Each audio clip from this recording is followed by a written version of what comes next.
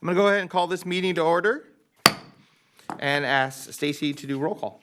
Councilmember Pulapati, Here. Councilmember Sander, Here. Councilmember Budge, Here. Vice Mayor Terry, Here. Mayor Gatewood. Here. I'm going to ask Stacy to announce the meeting and video record back schedule. The meeting of the Rancho Cordova City Council will be cablecast on Metro Cable 14, the local government affairs channel on the Comcast Consolidated Communications and AT&T Uverse cable systems. The meeting is closed captioned and webcast at www.sacmetrocable.tv. Today's meeting will air on Sunday, September 12th at 9 a.m. and Monday, September 13th at noon. The meeting also can be viewed at youtube.com/MetroCable14. A DVD copy can also be ordered from the City Clerk's Department, and a webcast of this meeting will also be available on the city's website within 48 hours of adjournment of this meeting. All right, thank you.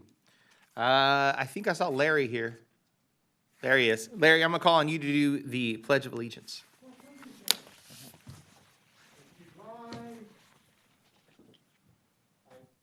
Allegiance to the flag of the United States of America. United States of America. To the republic for which it stands, one nation, under God, indivisible, with liberty and justice for all. Thank you. All right, and then we don't have anyone for the invocation, so I'm going to go ahead and do it. And so if everyone stand and bow your head. Heavenly Father, we come before you with a mission, the mission to make Rancho Cordova an amazing place to live. Please bless us. Please watch over us. Please give us your grace. In your name we pray. Amen. All right, presentations today. So I'm going to call on Richard Montgomery to come to the dais. I do two first. I do both. I come and do this and go there. All right. Hello? Perfect. All right, so first, I've done this, I think like 5 times in my council session. Probably, right? Yeah. This is something I actually care about because quite a few of my family members all have prostate cancer. Prostate cancer is the most frequently diagnosed cancer in the men and second leading cause of cancer deaths for men. This is real. All men should go get their prostate checked out. It's not just you're hurting, it's your family. The American Cancer Society estimates that there will be 248,530 new cases of prostate cancer in the U.S. in 2021, resulting in an estimated of 34,130 deaths.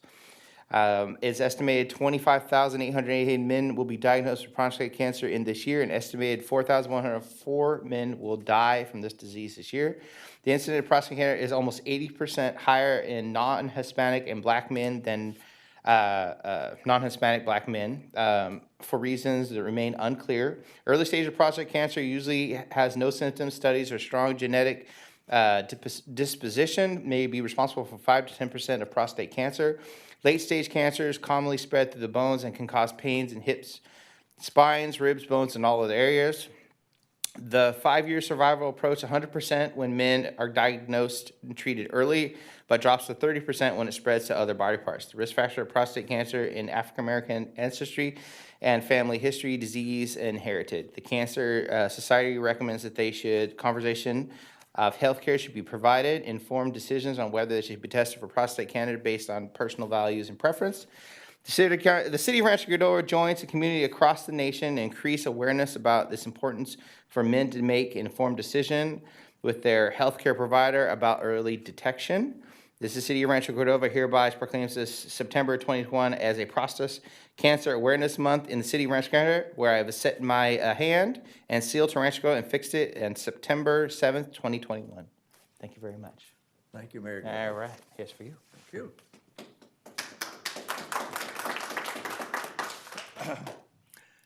Every year we go through this with the American Cancer Society and a lot of whereases. Bottom line, my message has been since I've been involved with this for over 20 years. I'm a prostate cancer survivor. I don't believe in the word cure, but I'm good with the word that I'm in remission. So it depends on the attitude. So this has been a tough year in the sense that we don't have any support group meetings other than sometimes by Zoom. Just started back, I facilitate the meeting in Cameron Park, so we're been at it a couple of months now, where I normally have 20 people, I'm down to 8, 10, that type of thing. My biggest concern and my message is, and I appreciate Mayor Gatewood emphasizing, get tested. They've changed the guidelines on testing. As far as I'm concerned, if you've had it in the family, get tested starting at 40. Get an annual blood test. It's a no-brainer. It's the only good thing they've got going and had for years is checking it out. It's a little score that says it might be a 3.2 or 4.6, doesn't matter. Years ago, anything over 4, they got excited. Now it's anything over 10, they get a little excited. The good news is they now have some really good testing methods to decide whether or not you should get a biopsy. Biopsies are not fun. They're random, but now they're doing more with MRI-guided biopsies, so it's more targeted, done a little better. The other things that have happened is they now have some really good tests down the line before you decide on treatment. My biggest concern this year has been the lack of people, men in particular, getting an annual physical. They're not getting checked. So the thing in the back of my mind is when men do go back to get tested, there are gonna be a lot of them that are gonna be metastatic, which means they missed the test. It's tough doing treatment metastatic. There are a lot of clinical trials. There are a number of drugs. My working with guys that have been there and have been through it, got diagnosed late. I think the oldest one I've got now is an individual that was tested, a PSA of 5,000, major metastatic, and he's now on his I'm gonna say 6th drug to try to stay with it, to keep the PSA down. Anyhow, most drugs last about a year. So we keep hoping they come up with new ones and we do better. So bottom line, get tested soon, get tested regularly, and stay with it. It's a key test, and it's the marker to look at is whether you have a doubling time. In other words, this year it's a 2. Is next year it stay at 2 or does it go to 4? Those kinds of things are the flags. I appreciate the City Council, Mr. Mayor, Stacy, and Linda, who I'm addressing as the mayor over the years, for all your help, and appreciate the proclamation, and I'm sure all my group will too. Thank you. Thank you. So everyone should, I have 2 family members, one who went and got tested early and he was able to start treatment, and one who got tested late and died because of it. And literally it's a blood test now. So it's not like before where men were afraid of it and the pain. It's a blood test to start. And if they start to see it, then you're glad you're there because it could save your life. And it's one of those things that us men need to get over the fear of it. Before it might have been a little scary, but now we're talking they draw some blood and they can start you down that path to saving your life. And I have yet to hear someone that caught it early that passed away. 9 times out of 10, they get it late when it's metastatic. And so all men need to do this. So thank you. All right, so let's introduction of new employees. Can I have Kim Duran please come up to the area, please?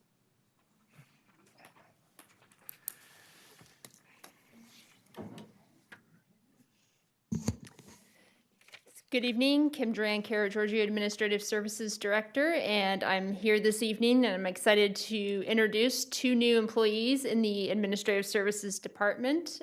To begin with, I'm going to introduce Chad Tibbs. He is the newest member of our Information Technology Department.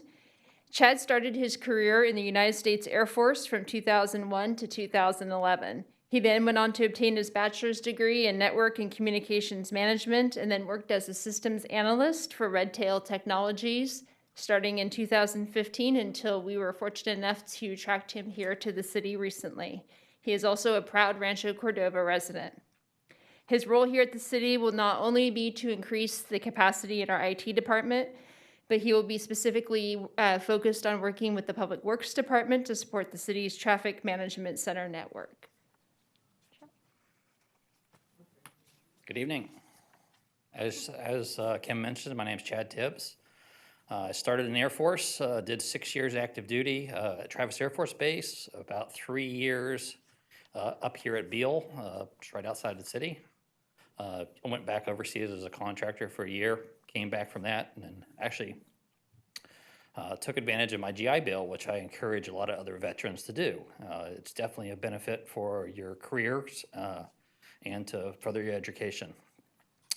I started with an associate's degree through Heald College. I went on to continue to my bachelor's at DeVry University. Started a job here in Rancho Cordova with Red Tail Technology, which is right down the road from here. And I took the opportunity when I saw the post here last year for a job opportunity here at the city. It was one of those jobs that got kind of shut down because of COVID, and luckily a year later, I applied for the same position and got it the second time. I look forward to working for the city of Rancho and giving back to the community. All right, thank you.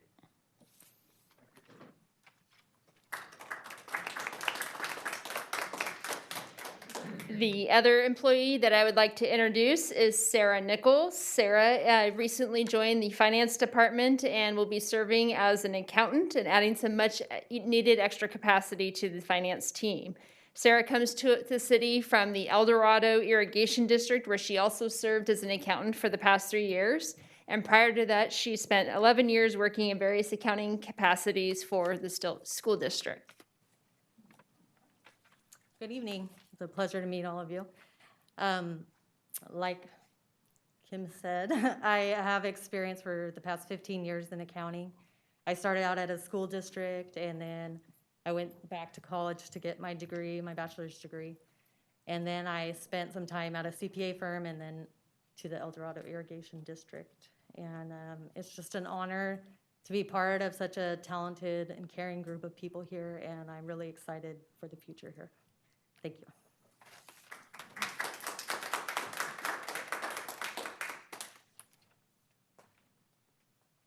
Excellent. All right, I'm going to go ahead and call on Cyrus Abahar. Okay. Well, thank you, Mayor Gatewood. Let me make sure I have my video on. I wanted to take the opportunity tonight to say goodbye to one of our team members tonight. Kate Adams, our police chief, started her career with the Sacramento County Sheriff's Office 25 years ago. And we had the opportunity and the fortune to have her as our assistant police chief in 2013 when she worked for the city as the assistant police chief through 2017. Moved on for some other responsibilities at the sheriff's office, and we were fortunate once again to have her back as our police chief in 2020. Kate has decided to move on and retire and spend more time with her family. And I wanted to take this opportunity to thank her not only for her contributions to our community, but also to the service that she has given to us. For those of you who know Kate and have worked with Kate, know that she has a big heart and a great deal of passion for youth services. She has worked very closely with our youth and the different programs related to the youth. She was also very instrumental in bringing our crime suppression unit to the city. Her interest and her background in intelligence-led policing was what led to the formation of that team, and has definitely made our community safer, and has made contributions to our community. So, Kate, I just wanted to thank you personally and on behalf of our community and on behalf of our city council for the wonderful service that you have provided to our city. And I have a certificate of recognition that since we are meeting by Zoom and not available in person, I just displayed here on the screen, and I'll be prepared to give that to you tomorrow when I see you at the office. So Kate, I know you probably have a few things to say, but I sincerely thank you for the work you've done, for making our community safer, and for the contributions you've made to our city. So with that, I would ask if council members have anything to say. I know Kate is also has some words that she wants to share with us.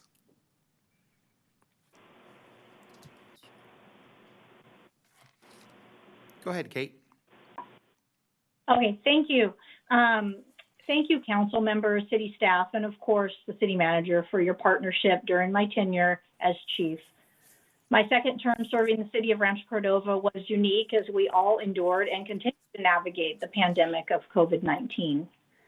When thinking about what I would most like to say as I retire, I felt a desire to recognize the achievements of the community, city staff, and the men and women of RCP and the Sheriff's East Division. To the community members, thank you for staying committed to open dialogue as we developed strategies and critiqued what was working and what was not. Although COVID kept personal contact to a minimum, it has also offered opportunities to break new ground on new and reoccurring issues.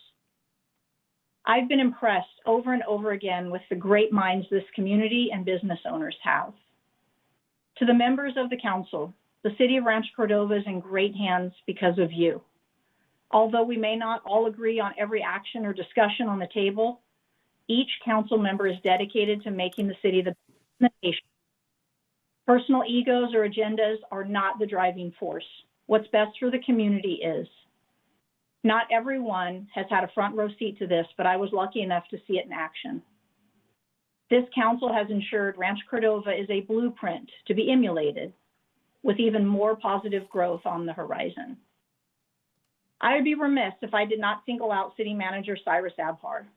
While other cities likely have good leadership, the city of Rancho Cordova excels under Cyrus. He is caring, decisive, and unafraid to make tough decisions. His thoughtful approach provides the strong foundation the city of Rancho Cordova rests on. To the men and women of RCPD and East Division, thank you for what you do day in and day out. Law enforcement continues to evolve, but as the referees of the game, you continue to go out and bravely face the challenges. You shoulder the emotional toll of seeing things most people will never see, and recognize with great power comes great responsibility. I'm humbled by your fortitude and smiles as you face each day. I appreciate each of you, and it was an honor to serve as your chief. In closing, to each of you serving this community, I would like to quote a portion of a speech by Theodore Roosevelt that resonates with me when he said, "It is not the critic who counts, not the man who points out how the strong man stumbles, or where the doer of deeds could have done them better. The credit belongs to the man who is actually in the arena, whose face is marred by dust and sweat and blood." Council, Cyrus, active community and business owners, and of course RCPD, thank you for being in the arena with me. Thank you for being willing to fail forward on the path to success. Thank you for allowing this little girl raised by a strong single mother and extraordinary grandparents to serve this great city. I'm a product of numerous hours of dedication and selfless coaches and mentors, and proof that the love of volunteers and community can propel us forward. As the next for me begins, so it does for RCPD as well. I retire knowing they are in great hands with this council, community, and city staff, and I thank you all. Thank you.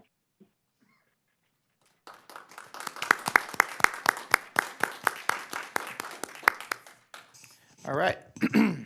Citizens wishing to address the council for any matter non. Actually, Mr. Mayor, could I say something? Like to say something. You know, Go ahead, Chief, David. these are always hard moments. Frankly, you know, we are close. We work so closely with our police and our police chief, you know, as a city, even though technically you're employees of the Sacramento County and the sheriff, you know, you function as an integral part of our city family. And we are eternally grateful for your efforts here, both as chief and previously where you served. And frankly, we didn't get to know you long enough. This is too soon. And that's what happens sort of in the flow of leadership, I know, within the sheriff's department. But I just want you to know personally that we are very grateful for your leadership because, as most people know, we have a reputation for innovation on the policing side of things in Rancho Cordova, particularly within the sheriff's department. We're the place, as you just mentioned, Chief, where it is acceptable to fail because you're trying something new. We can make that sort of space available as we try to develop better and better and better methods of public safety. And you certainly fit that role to a T. And you are part of the reason why so many officers want to work in Rancho Cordova. When they have the choice of working anywhere within the sheriff's department, they want to work on this contract in Rancho Cordova because of leaders like you. And I just want to thank you for everything you did in your short time with us. Still, it's very short. In your short time with us to uphold that standard of public safety and innovation here in Rancho Cordova. So thank you very much for your service. Thank you, sir. And I would add. Oh, Linda, I'm sorry. I Go would ahead, add exactly what David said, and second exactly what David said. We have been blessed in the last couple of years with wonderful chiefs of police who have absolutely brought in the latest innovations, the latest team building, the latest in community outreach, community participation. The last few years here in Rancho Cordova, as borne out by the statistics, have been absolutely the best we've had in our police department in our 18 or 19 years. And you have been a huge part of that, and we will be eternally grateful. Thank you, Chief. Thank you, ma'am. I appreciate it. Go ahead, Donald. Yeah, and I would echo a lot of what David and Linda already said. But I also want to make sure that we give you credit for the fact of your tenure prior to being chief, that a lot of the things that Cyrus and other folks talked about when it came to crime suppression unit and a lot of other real great successes that we've seen over the last 6 or 7 years are a product of your work prior to being chief. And I think we can all agree that we've all lived through the last 18 months, and relatively that's about how long you had, and you inherited the reins at a fairly difficult time, to be honest, but also during a pandemic and with a handful of very difficult incidences. I think that you really steadied the ship as it went along. And I really want to thank you. We didn't get to work with you directly nearly as much as we normally would a chief of police, but I frankly don't get to work directly with just about anybody on the council or the city these days the way I would like to. But you showed an amazing amount of perseverance and dedication to this job, I know, over the last year and a half. And I really just want to thank you. We were so thrilled to hire you into this position. I know that's always a fairly trepidatious exercise to hire a chief of police. And I can tell you the last couple of times that we did it, I was really pleased with who we were able to choose from. And literally, I was just so thrilled to have you in this job. And I think you did a great job in what can only be described as extremely difficult circumstances. Absolutely. So thank you for your dedication, not only to the police force and to our community, but to our city, and your willingness to have come back to take this job a year and a half ago. Because it's not an easy job, and I'm sure you know that better than any of us. So thank you, and best of luck in your retirement. Thank you, sir. I appreciate it. And I'd like to add too, Chief, I'm really sad to see you go. I mean, you're such an inspiration and such an example for so many people here from how you've risen the ranks and to where you are. So it's unfortunate that we have spent such a short time together, but I wish you all the very best in the future and hope we meet again. Thank you so much. Thank you, ma'am. Thank you. All right. Thank you, Chief. Thank you. Okay, move on to public comment.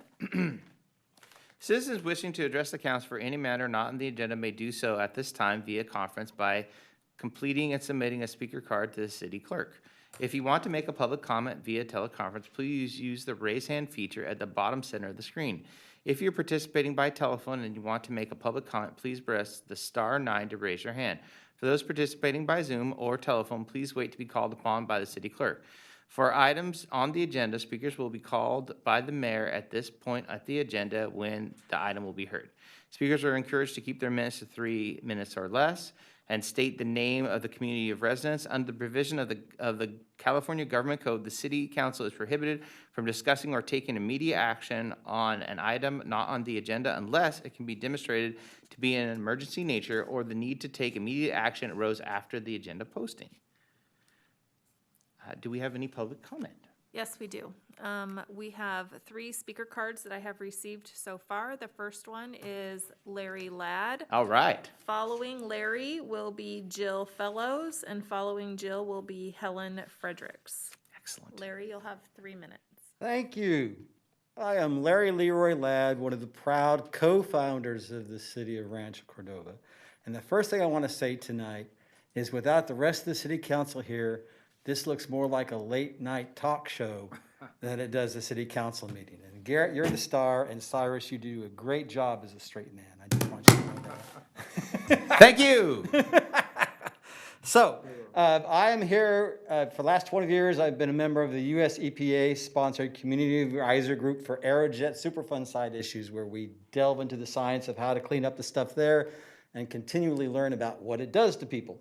And I want to take the advantage of, over the years, I've dropped off diagrams with the city. I want to read from my ballot statement when I ran with Chris Clark for school board in order to publicize this in a cheap way. So I want to raise each issue in one sentence and then talk about how it relates to the graphs that I have sent you guys. So I'll start with the ballot statement. As a medical geographer, I know that as we build new homes and schools on the Aerojet Superfund site near liquid rocket fuel areas, we need to be vigilant for cancer in both kidneys of a baby girl, that should have been added there, neural tube defects, and connective tissue tumors in older children. Connective tissue tumors refers to what the docs would call neural crest tumors, but there it's in the record. Now, last month, I dropped off this beautiful graph from Dr. Andrew Jackson Murphy at St. Jude's, talking about the cancer in the kidneys of a baby, which is known as neuroblastoma or Wilms tumor. And I selected the one case out of about 40 where there's no mutations. Everything that's driving the cancer is in the periphery, what's called epigenetic. And that's case 45. So in any given childhood cancer that comes up, the people are worried. The closer, in the context of liquid rock fuel it is to case 45 in this study, the more worrisome it is. On the adult level, the graph that I submitted to you guys today, that affects, so, you watch cancer in children as warning signs to cancer that's being inflicted upon adults. And so in the graph I gave you guys today, in the upper left-hand corner, there's 3 blue ovals. Ross is at the top, says NDMA G12D. So that is the sign, along with cancer in both kidneys of a baby, that NDMA is promoting cancer in people. So that's that issue.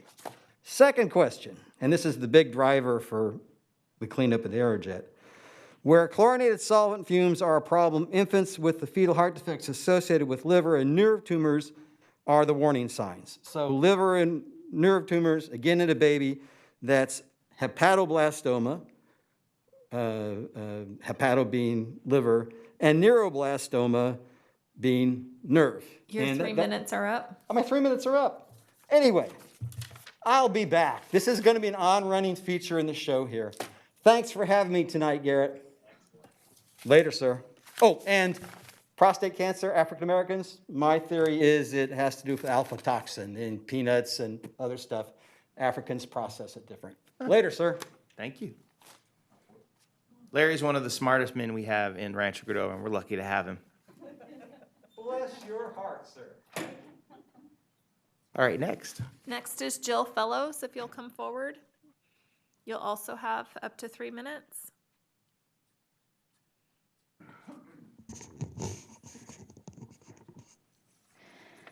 Good evening, council members.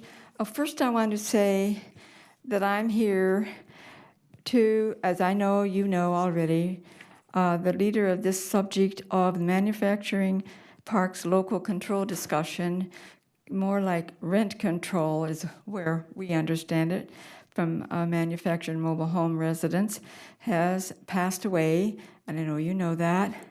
But he inspired me to want to just be around to let you know where we are. Maybe it's a small group right now, but we're available. If there's any questions about anything about this subject down the road. And I want to say good evening, council members and staff, and thank you for this opportunity to speak.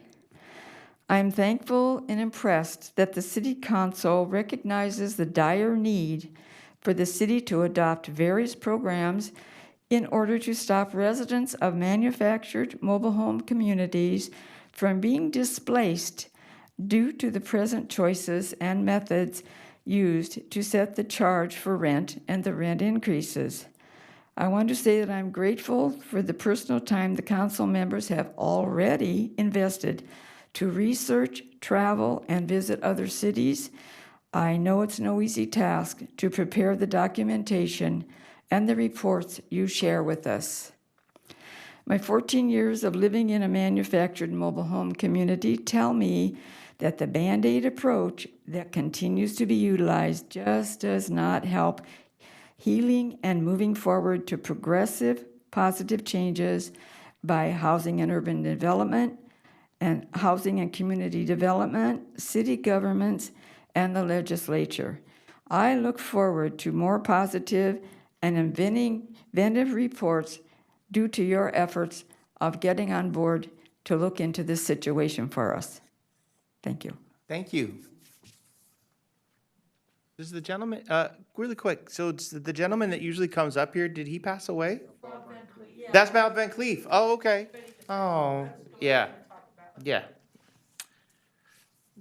Go ahead. Next speaker is Helen Fredericks. Good evening. Here I am again. And yes, it was Bob Van Cleef that just passed away. And I've been coming to City Council talking about the crisis of high rents in mobile home parks. Mobile home parks were always low income. They were affordable housing for low income seniors on fixed amounts and veterans. I came and shared a lot of information with you, and I appreciate your time. In 2019, Bob and Mary moved in, and Bob took the reins and went ahead. He's been an advocate for seniors, low-income families, veterans in San Jose for many, many years.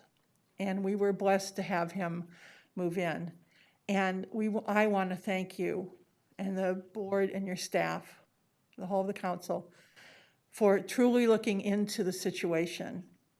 Like I said, mobile home parks were always affordable housing until investors started buying up the property and making, because it was low cost to run it and high return.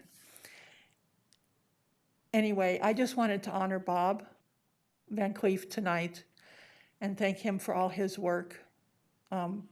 He will be missed. And also to let you know, if you need any help or more information, I can do anything in helping you with your due diligence with this, please call on me. And again, thank you all very much. Thank you. Stacy? That's all the speaker cards that I have. Is there anyone in Zoom or by telephone that would like to make a public comment at this time that's a general public comment? If so, please raise your hand Or press the *9. or press the *9. All right. Why don't we move on to councilman reports? But before we do that, guys, I'm just going to make sure we know I'm going to end the meeting in honor of Bob Van Cleef, and Linda Budge said it'd be nice. Linda has lost a stalwart person in her life. Her mother passed away, Norma, and I know her because I got to meet her in Texas, and that was amazing. And so we had a great time. It was funny because she was still kicking and yelled at her daughter in front of me. It was amazing, and it's funny to think of someone actually talking to Linda that way. So that was great, worth every minute. And so if it's okay with you guys, I'd like to not only end in Bob Van Cleef, but Norma. And what was your mother's last name? Niblet. Say it again. Niblet. Niblet? N-I-B-L-E, yeah, N-I-B-L-E-T-T. Okay.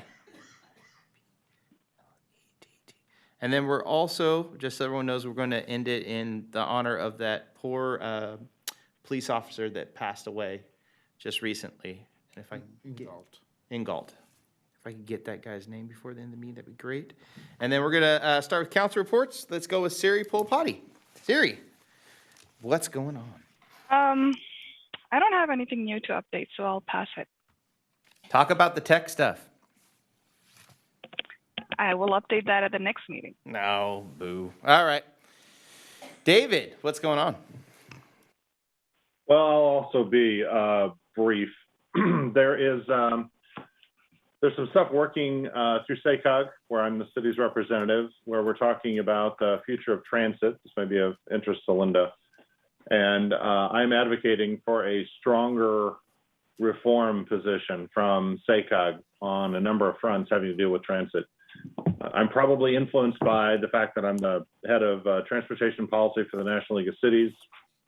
That's a huge transportation here, probably the biggest ever at the National League of Cities in Washington, and trying to figure out what the coming funding and policies will be under this administration. And what we're seeing is a trend in the transit world, sort of an endorsement of past ideas. So a lot of transit agencies are worried that they have employees they need to pay, and buses they need to replace, and bus lines they need to keep running, and train cars they need to replace. And what seems to be lost in all of that discussion is any notion of innovation.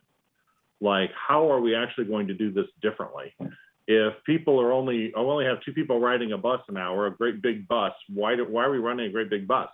Why aren't we doing some other, for example, why aren't you doing a point-to-point service, maybe partnering with Lyft or Uber or a number of those other organizations that are in that business to do an environmentally friendly, it could be an electrically powered vehicle, shuttle service that would be more efficient than running the giant bus, and a heck of a lot better service for people. So we've been pushing at SACOG and nudging on this, and we just had a report at our transportation committee last week that sort of showed not much progress towards innovation by our local transit providers.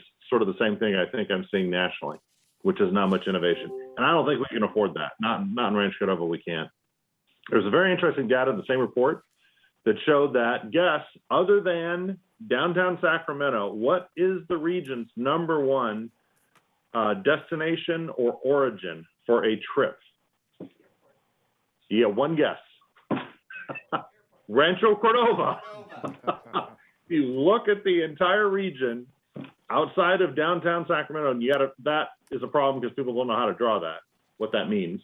But anyway, if you ignore that one, we are the #1 origin and destination for trips, because this is where people work. This is often where people shop. This is where a lot of people live. We are the #1 origin and destination. And yet, as Linda can well tell us, and I've been chair of the regional transit board, our trains do not connect to a lot of those trips.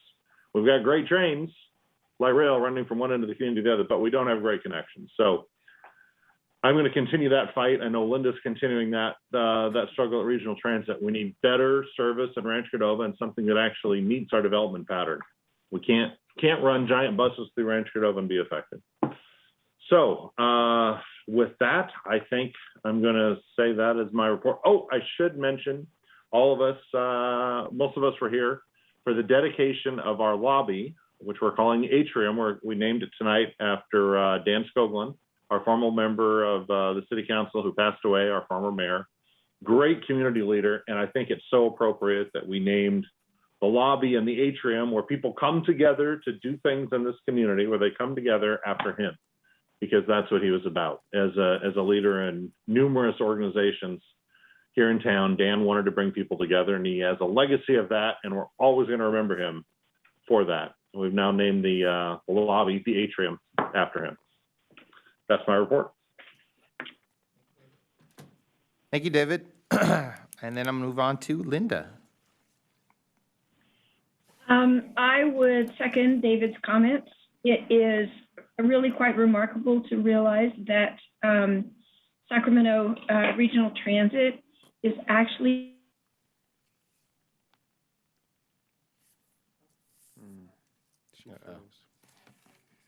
Can we send IT over there?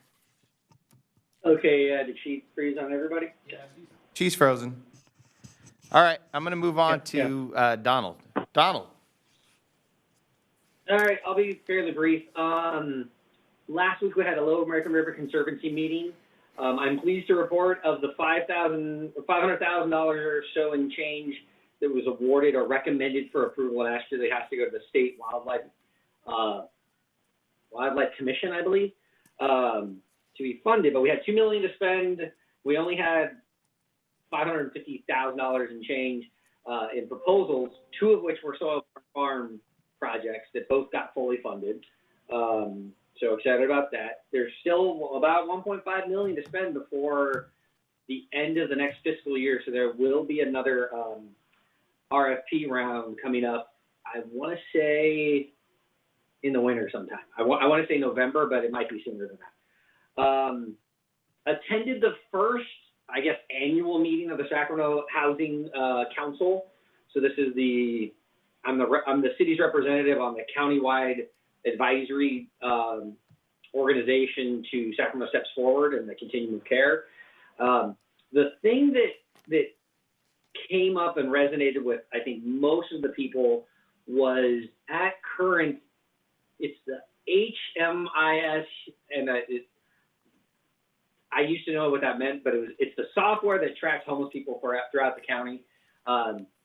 Human Management Information System, something like that. And the utilization among the different service providers and affordable housing developers and affordable housing operators is 17%. So 17% of the homeless people that get into the HMIS are actually being utilized. They're actually utilizing that system to decide who gets a unit or gets to live in a unit of affordable housing or goes to the shelter. So what that means is, and I'm not going to name names, but many of our affordable housing providers in the city have their own list and their own waiting list that's not coordinated with what's called the coordinated entry, which means when our navigators go out and interact with a homeless person and put them on that database, there are a lot of affordable housing organizations that are managing their beds and managing their homes and their units outside of our countywide system. And what that does is it makes it very inefficient to interacting with homeless people and trying to ask them if they want a housing unit when most of the housing units are not being prioritized within the county system. So one thing that I'd like to challenge staff, and I know we do a pretty good job here, but it's sounding like this is kind of an inefficiency across the entire county, is figuring out whoever is providing affordable housing services, transitional housing services, or homeless services in general, that we're all on the same page using the same stinking software. And so something that all of us committed to at that was we would come back and meet with our staff and start to identify why not we're doing it. And I don't need any feedback today. I'm not saying that we're the problem or anybody else is the problem. But one thing that the council agreed to, I'm saying the homeless council agreed to, was we would reach back out to all of our staffs and figure out where the challenges are for some of these and figure out ways that we can address it. There's probably going to be another meeting later this year to touch bases on this issue and a few other ones. But it was pretty eye-opening that less than 20% of the providers that offer some sort of homeless service are actually using the database and software that everyone's agreed that they're going to use. So more to come on that. The last thing was there was an Air District meeting last week. A lot of you have been probably just like I watching a lot of the forecasts to figure out if it's safe to let our children play outside or send them to soccer practice or a lot of other things. I know I've had colleagues here that coach soccer that called me to figure out if it was safe to have soccer practice, and I told them no. So I just want to commend the Air District and everyone that works there for all of their diligent work over, yes, there are wildfires and we're seeing smoke, but there's somebody out there whose job is it to advise us on whether or not it's safe to be outside or to be doing certain activities. And then finally, at the Air District meeting, they did highlight another program called Electric Vehicles for All. There is federal and state grant funding through the Air District for low-income individuals to trade in a running car. So you can't just take some car that doesn't work and you weren't going to use anyways and trade it in. But if you trade in a running car, you can get a grant based on your need of up to, I believe, $9,000 towards buying an electric vehicle. So I know there's been a lot of movement in this space around, 100% electric vehicle sales by, the next 10 years or something like that. But one of the big challenges to that is they're more expensive than traditional cars. And so if we go down that path without some sort of strategy around how to help people afford these vehicles, what you're basically doing is taking a whole sector of our population that can't afford these cars and forcing them into mass transit or very long commutes where maybe that's not what works for them. So that is one strategy that the Air District is trying to address with some pass-through funding that they have. If you want more information, visit the SAC Metro Air Quality Management District's website. That's it for me. Thank you, Donald. Is Linda back? Donald and staff, we need to make note of that grant opportunity for areas in this river behind me here, along there. Yeah. There is a project currently underway in the formative stage where we're talking, Albert's involved, where we're talking about trails and accessibility all the way from Watt to Hazel along our section of the corridor, and what we might be able to pioneer on that segment as sort of a trial basis to see if it would work elsewhere in the parkway. I think that would be an ideal thing to do here. Yeah, David, I would just make sure that to commend Albert and staff in Public Works that not this, well, I guess no, it wasn't this round. There are a couple of projects that they had ready to apply for, and it turned out that it was essentially being addressed by other means. Okay. So they kind of got down the path of two really cool ideas that kind of just came together on their own. And a lot of the trails and stuff that are within the parkway, usually the county is the one that applies for that stuff. Yeah, well, this is a partnership with the county. Yeah, so a lot of trying to figure out how to best do it. Yeah, and a lot of times they end up being the lead agency for any of that kind of stuff. But surprisingly, I can't remember what the third one was that was funded. But they were all really small grants this time. This is the first time that we didn't have more applications than we had funds for. But it does mean there's 1.5 million or so that's going to go out, hopefully by early next year. Cool, great opportunity. Mm-hmm. Thanks, Donald. Thanks, David. Linda come back yet? Linda's having some connection issues. She's trying to dial in by phone. All right. So stay tuned. All right, I'm going to move on and do my report. So first, great dedication to council member and mayor Dan Skoglund. My funnest memory of him as we go down, I always say the same thing. He took me aside and he said, Garrett, there's only two things you can't do in Rancho Cordova. And I said, what are those?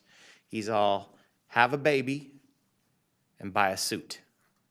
So I've always thought that is one of my things, because I took over his seat, is to find a way to get a suit maker or a baby. So I'm hoping in the next year or so that we will have a place that Rancho Cordovans to go to buy a suit. I'll be the first one to announce that. Soccer jamboree. I got to watch my kids. I was the guy that Donald was talking about that I called him because I didn't know if I could have my little ones out there in air quality death, which is, I think, dark red. And so he's like, don't do it. And so my kids missed a couple soccer practice. However, we still went undefeated at our jamboree and are excited to go up to the hill and play the kids in El Dorado Hills and see how we do. I've been doing a ton of stuff. So I did burpees for Fit Body Boot Camp. You guys probably saw that. I did burpees in a suit. That was exhausting, and I hurt for like a week. And I got dunked in the water, but this is all for a good cause. My wife's not happy about it because I lost a suit, but we were able to raise, I think it was $25,000 or somewhere around that, for the kids center that's coming up and for programming for it. And I just want to say a big thank you to Coriana Plaza, who paid the $2,500 to dunk the mayor, and also a shame on them for paying $2,500 to dunk the mayor. I heard the mayor broke the dunk. Huh? I thought I heard the mayor broke the dunk tank too. That was messed up. Then thank you for bringing that up. And it wasn't me.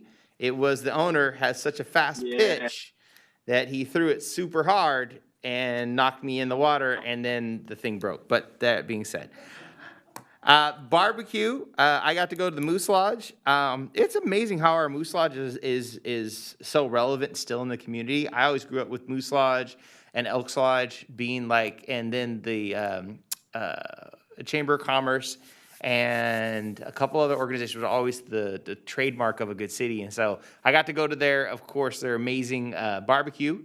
I ate some and I watched everyone. They are serious about their barbecue, meaning they put it behind a closed door. They have rules whether the people that can go back there, who you can talk to. I was like, you guys are taking this awful serious. And it's very serious. I got to give away, it was funny. I should have remembered these names. They're like cooking hot stuff, but congratulations to the first place winner. And the funny part was the last place winner got a plastic barbecue set from like Toys R Us. If you guys are old enough to remember Toys R Us. And so it was hilarious because I handed that out, and they were super happy because they were 3 sheets to the wind, but it was still an amazing event. So I'm glad. Thank you for having me. That was fun. And then I have been meeting with a lot of individuals lately that are looking to invest in our city. So besides trying to talk one of them into opening a place to get suits, I see the city is growing in an amazing fashion right now. You probably have seen all the construction up and down and all over the place. Rancho Cordova is going to be one of those trademark cities that's really captures the entire area. So thank you for everything you're doing and what's going on. And since I still do not see Linda, I'm going to move on to our city manager. She should be on. No, she's Linda, are you on? Oh, there she is. All right, she's back. Go ahead. Don't hit the button and break it. There you go. No, yeah, that's the way it's going tonight. Okay, so whatever I wanted to say about regional transit, David already said. And yes, otherwise, I've been occupied, and thank you all very much. Any way you look at it, Mom was living her 100th year on Earth, and that needs to be celebrated. So thank you all. The city sent wonderful flowers, and the service was lovely, and I really appreciate everybody's care and concern. Thank you. Thank you, Linda, and sorry for your loss. I read the obituary, Linda, and I commend that to my colleagues if you haven't. If you want to see a description of a life extraordinarily well lived, take a look at Linda's mom's obituary. It's amazing. Linda may have had something to do with writing that based on my look at it. Thank you, David. All right, Cyrus, go ahead. Well, thank you, Mr. Mayor. I'll try to be brief. I have a few items that I wanted to report on. First of all, as was mentioned by some of the council members, we did honor former Councilmember Dan Scogland, the atrium. I wanted to remind the council that we also plan on dedicating a monument in honor of our fallen officer, Marcus Stasiuk, on September 17th. It's a very fitting monument on the anniversary of his end of watch that we would be celebrating on that day. The other thing I wanted to report on, in my capacity as the president of the city managers group for the Sacramento Valley, I have been in communication with my colleague and counterpart in city of South Lake Tahoe, talking about the fires and any assistance they needed. Just wanted to make sure that, first of all, we're very grateful that thanks to our amazing firefighters and the first responders who were able to contain the fire and make sure that city of South Lake Tahoe stays safe.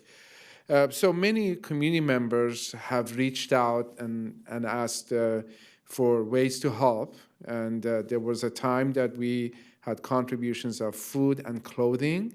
At this point, I wanted to, based on the information that I have received, the one thing that they're in need of the most is cash contributions. They have plenty of other supplies, and they have problems with the storage.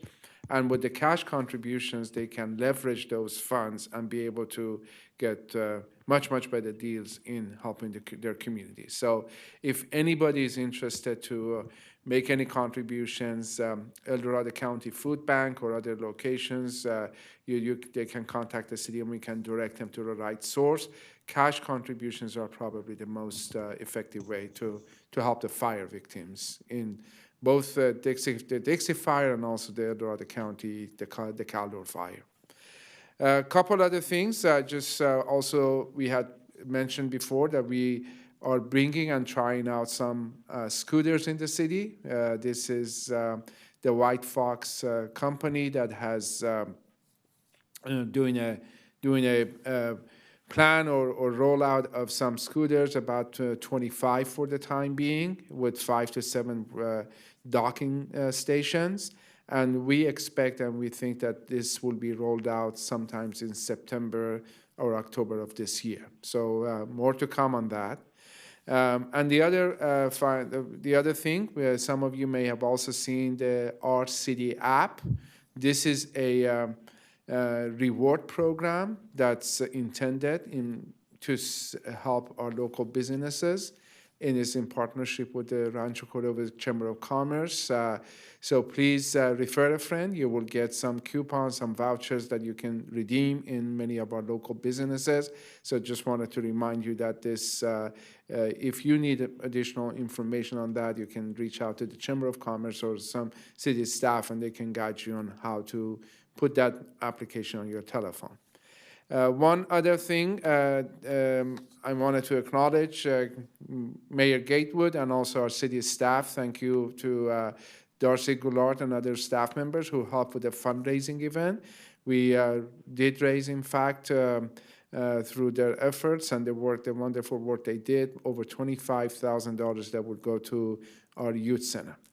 And finally, I wanted to report out that the city has once again received a Certificate of Achievement for Financial Reporting. This is an award that's given from the Government Finance Officers Association for diligence and for transparency with our information data. So thank you, our finance team, and thank you, city staff, for once again helping us achieve this great accomplishment. And that's all I have, Mr. Mayor. Excellent. Thank you. All right. We're going to go on to consent calendar. All right. Consent calendar is items that consist of matters deemed routine and non-controversial by staff. Unless a member of the council wishes to pull an item for individual consideration, all items will be approved in one motion. Are there any items council members wish to pull from the consent calendar? Hearing none, Garrett, I will move items 9.1, 2, 3, and 4. Second. All right. Can I have a roll call, please? I'd just also like to acknowledge that I have no public comment for these items on the agenda. And I don't see that there's any hands that are raised for these consent items. There is not. Excellent. So quick question, don't you have public comments on 10 for items 10 through whatever versus That's consent, 9.1 public to hearing. 9.4? That's a different, that's Okay. different. But we'll get to that one next. Go ahead. So we had a motion from Councilmember Budge, and we had a second from Vice Mayor Terry. The roll call is Councilmember Budge, Yes. Councilmember Sander, Aye. Councilmember Pulapati, Yes. Vice Mayor Terry, Aye. Mayor Gatewood. Yes. All right. Now, consent public hearing items. Consent public hearing items consist of matters deemed routine and non-controversial by staff unless a member of the council wishes to pull an item for individual consideration. All items will be approved in one motion. I'm going to open this public hearing item and ask that the city clerk if there's any public comment. The city clerk's office has not received any speaker cards from members of the audience. We have no emails, and I do not see any hands that are raised in Zoom. Excellent. I'm going to go ahead and close the public hearing. And are there any items the council wishes to pull? Yes, Garrett, please pull 10.5. All right, we're going to go ahead and pull 10.5. I'll move the remainder of the calendar. Second. All right. Siri got it. And then Siri got it. That's hilarious. Stacy, I'm going to go ask for roll call from 10.1 to 10.6 minus 10.5. Councilmember Pulapati, Yes. Councilmember Budge, Yes. Councilmember Sander, Aye. Vice Mayor Terry, Aye. Mayor Gatewood.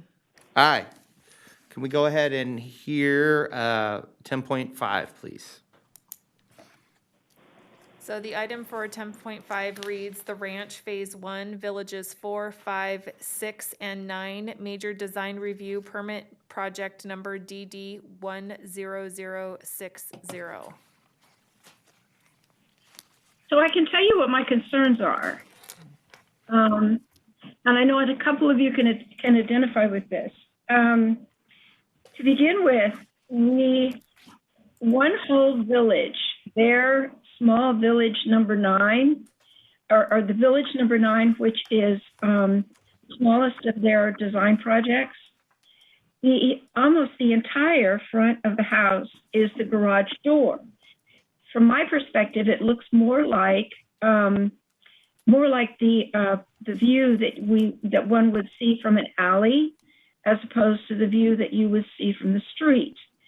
In addition to that, in their figure 7, which is supposed to be typical landscape plans, they are showing houses that seem to have the garage a good 10 feet or so forward of the front door.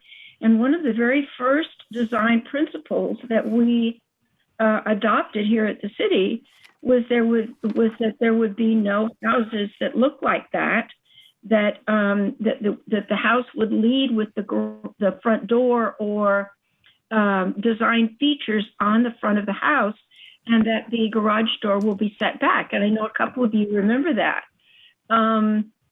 It's the kind of thing that was very strongly enforced at the Planning Commission, and hopefully when we get a Planning Commission in place, then they will be able to catch these kinds of things as they come forward. But in the meantime, I have a lot of concern. I have to tell you, one of our major assets in Capitol Village and Elliott's Veranda is the fact that when you drive down the street, your street perspective is houses. It is not garages. And that's what makes a true village. And it concerns me that Kay Hovnanian seems to have designed a significant number of houses that don't adhere to that principle.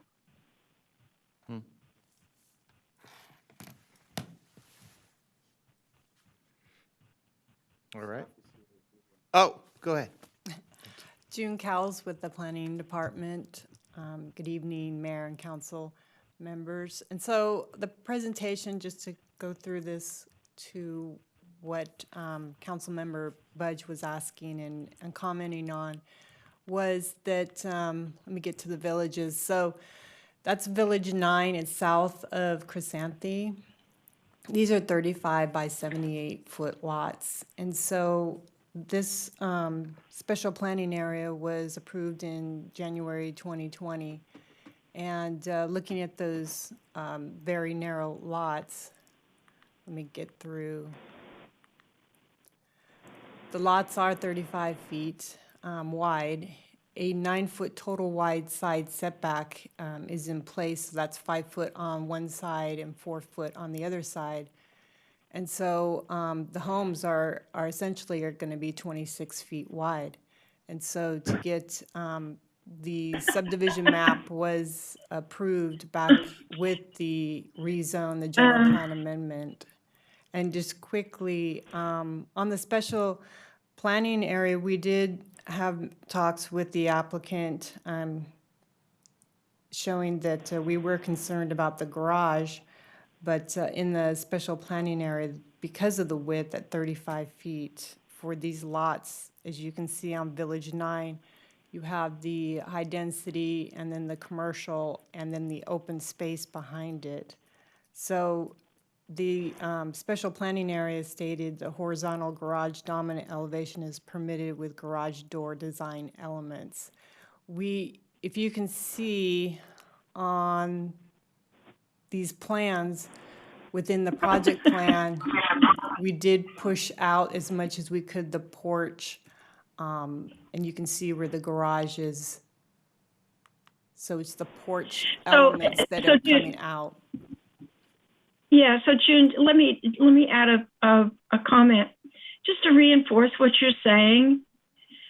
The garages in Capitol Village in all of the detached single-family houses are 19 by 20.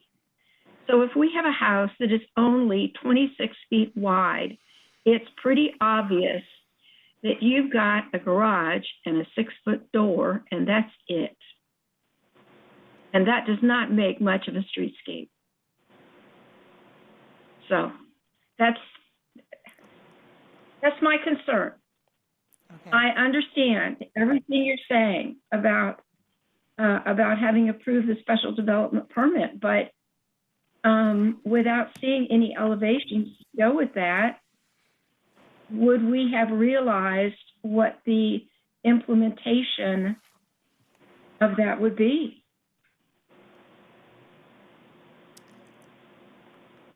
Well, looking at when talking with the applicant, we have the contemporary elevation garage, just looking at the garage design and the Tuscan elevation garage, we can condition that to include the carriage style with windows along the top. And the Spanish elevation, condition that to include hardware on the garage. Just because the architectural, with the Spanish, looking at the windows, we were just looking at the adding on the hardware to that wood-looking type of a garage. So looking back at the map or the subdivision, for these 35 by 78 lots, those are going to be Village 9, 10, and 11, which is south of Chrysanthi, which they back up to the open space. Villages 8, that would have the alley-loaded type product on it. And then the rest of the villages would have the wider lots at 45 and 50 foot and 60 foot wide. And I believe the applicant, or if you had any other questions for staff, but the applicant is here to answer any questions as well.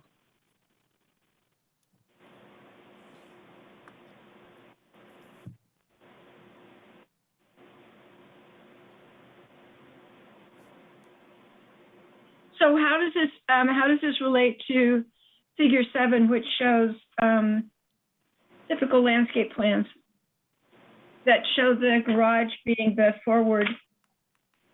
The typical landscape plans are incorrect.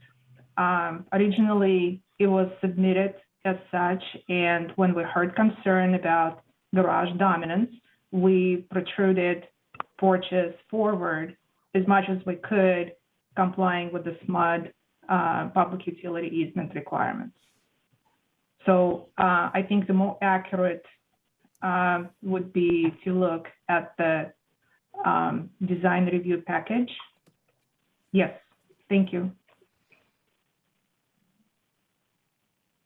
And the elevations. And you may remember or not, we've been working on this project for the last 3 years. And when the city asked us to bring more diversity in the products, we did. We successfully built this project in Natomas. We improved it a little bit, and in this case, probably more.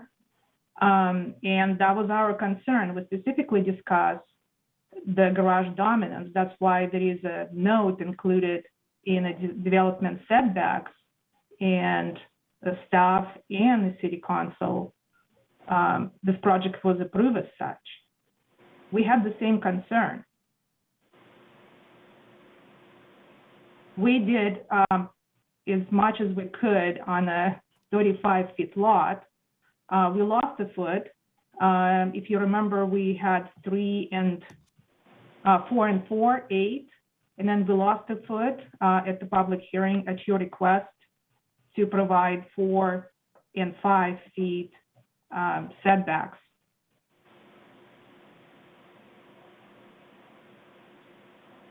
And at this point, tentative map is approved. We have improvement plans approved when in the construction.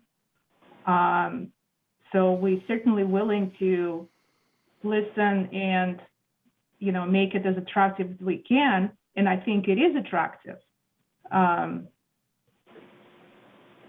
But I don't know what else you can do with a 26 wide house in a 2-car garage.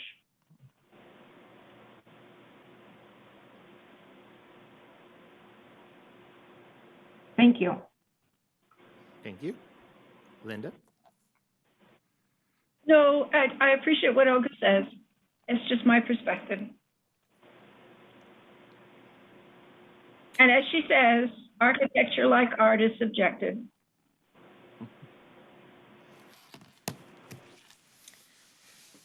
All right. So do we have to take any public comment on this, or can I just move the item? We should take public comment. All right. Is there any public comment on this item now that it's been pulled?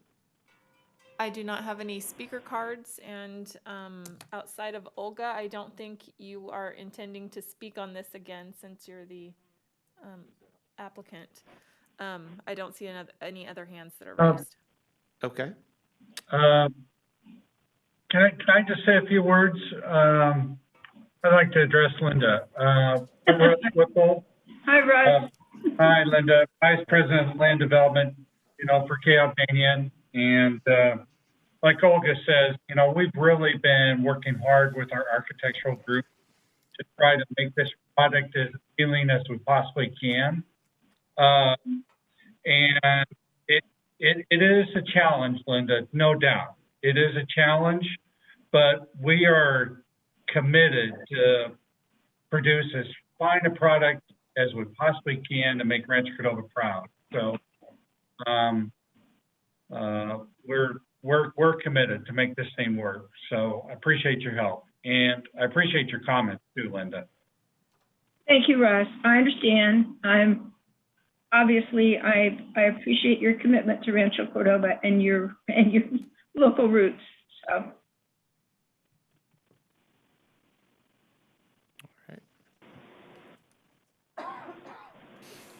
Garrett, if I Go want ahead, to make a comment, Donald. I'm willing to move the item.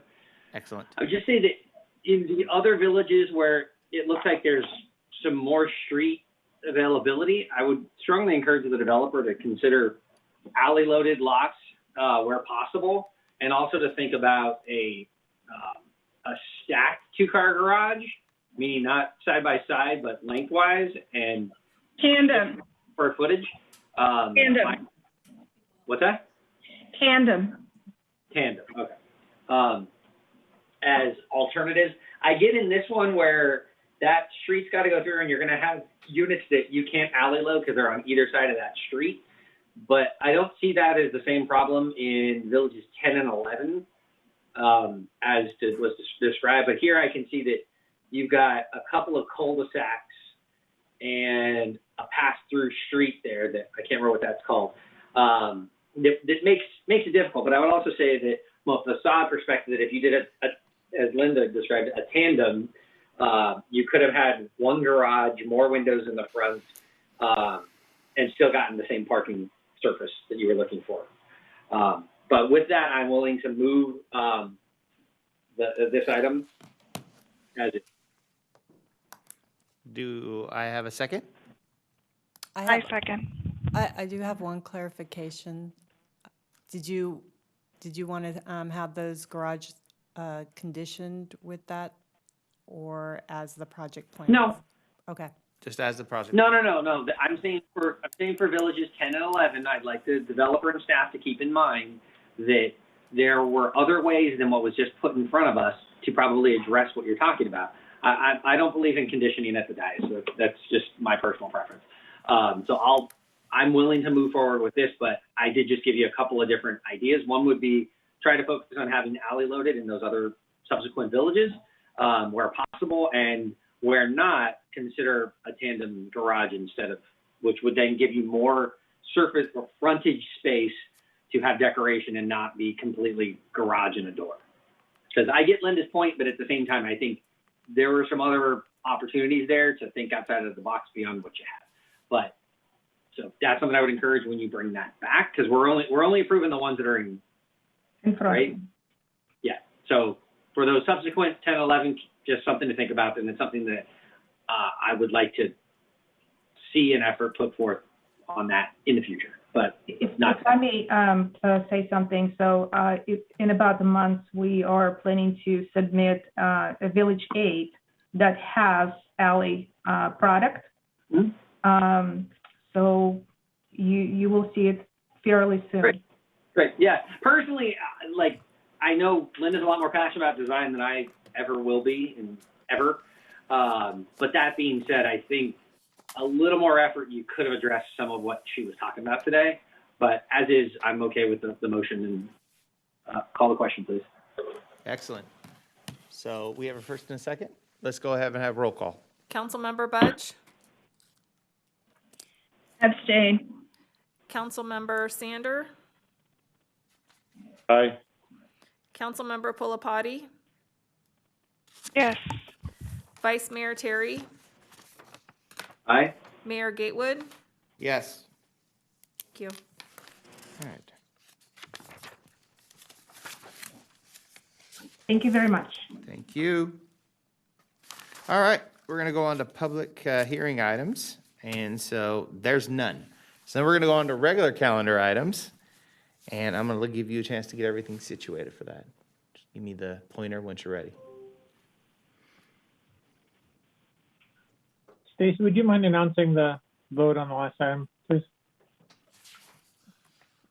The vote for the last item was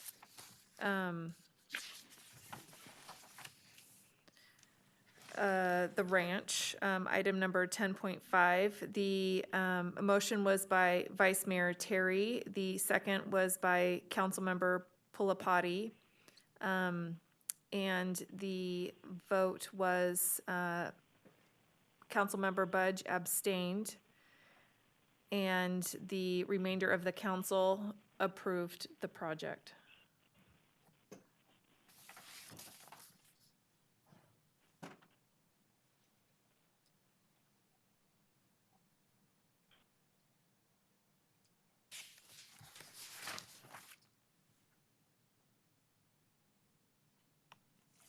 Ready? All right, I'm going to have Stacy ask to announce the subject, please.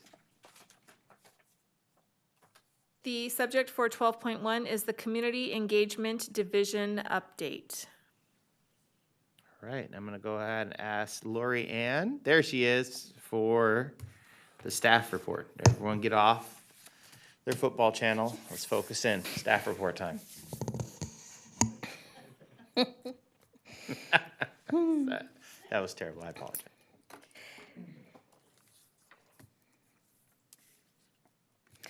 So good evening, Mayor, City Council members, staff, and guests here with us tonight. My name is Lori Ann Ulm, and I manage the Community Engagement Division. And also here tonight is our Community Engagement team, Matt Bullen and Alexis Diaz, who you will also be hearing from this evening. Our division falls under the Communication and Public Affairs Department, which you've heard presentations from both earlier this year, both Communications and Public Affairs.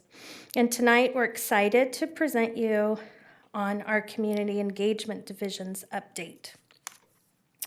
So tonight's presentation, we'd like to review our accomplishments from the 2021 fiscal year. We're going to be reviewing our priorities for the 21-22 fiscal year.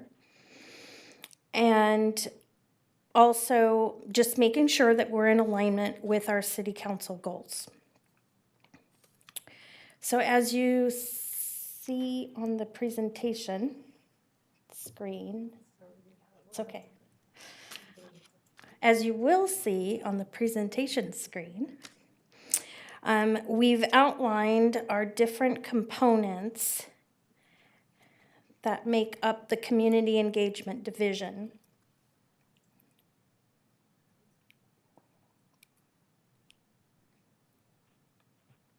There we go. Thank you, Persephone. We've outlined the different components that make up the Community Engagement Division, and we're going to be reviewing our projects and programs that fall within these areas this evening. So one thing I wanted to point out was that our team had to pivot during the beginning and the height of the pandemic. So we're going to point out some of the different projects and programs that we were able to provide our community during these times. So first off, we would like to share a brief video highlighting several of our beautification projects.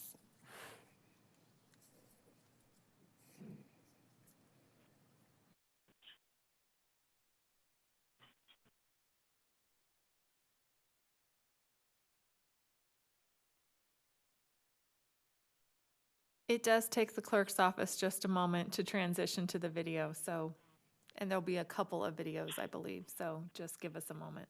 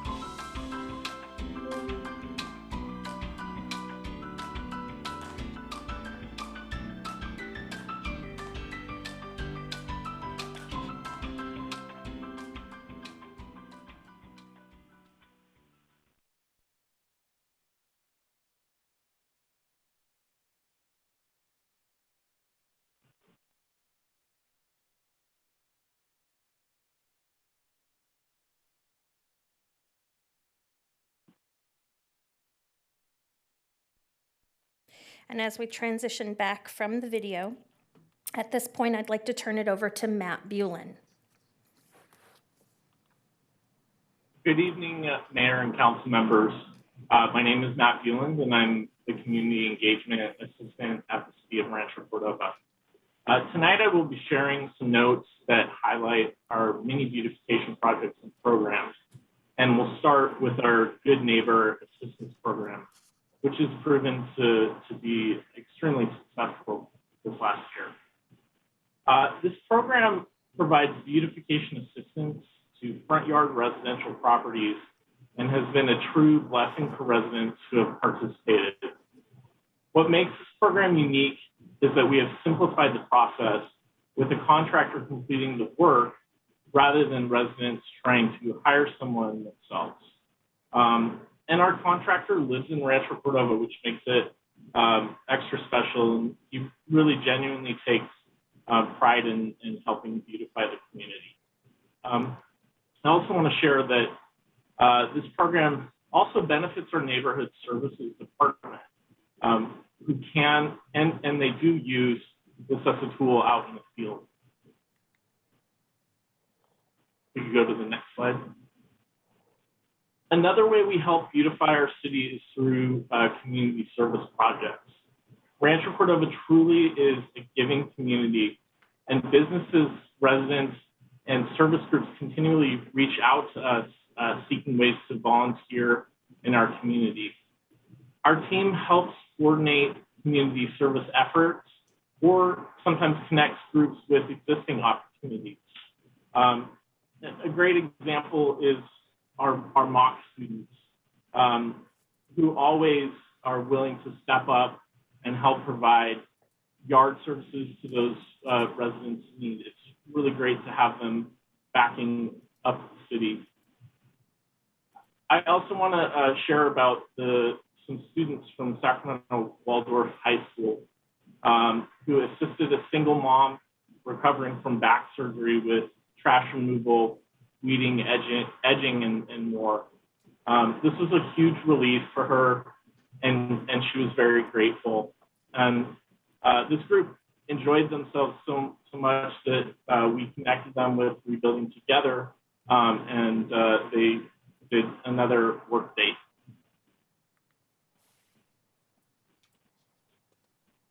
Rebuilding Together, Sacramento and Sierra Service Project offer other avenues to help residents beautify their homes. Both nonprofits use our city's community enhancement funds to provide health and safety renovations for qualified residents. Projects consist of new flooring, windows, electrical assistance, grab bars, accessibility improvements, sustainable landscaping, and a lot more.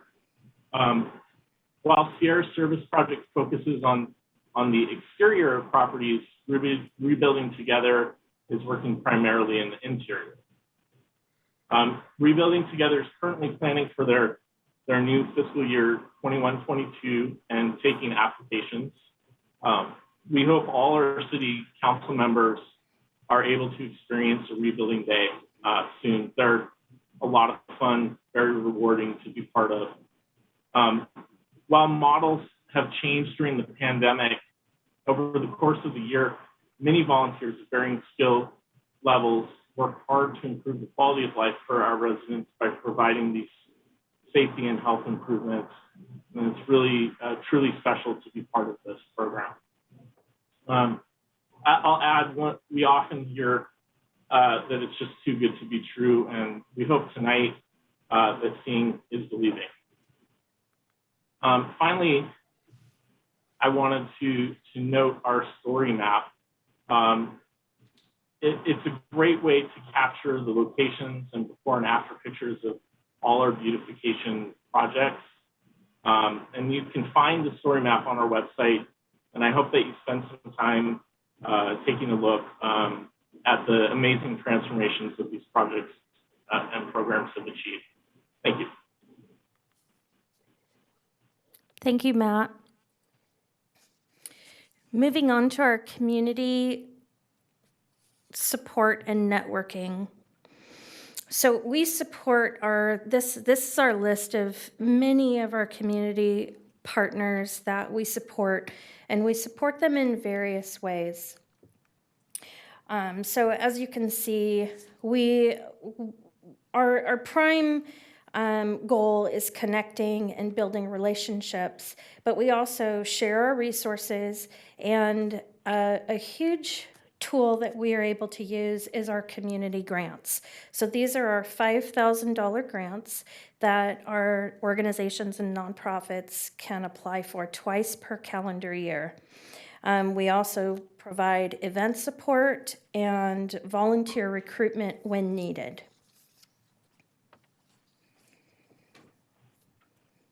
Moving into our neighborhood engagement program, we'd like to start off again with a brief video highlighting several of our neighborhood engagement projects and events.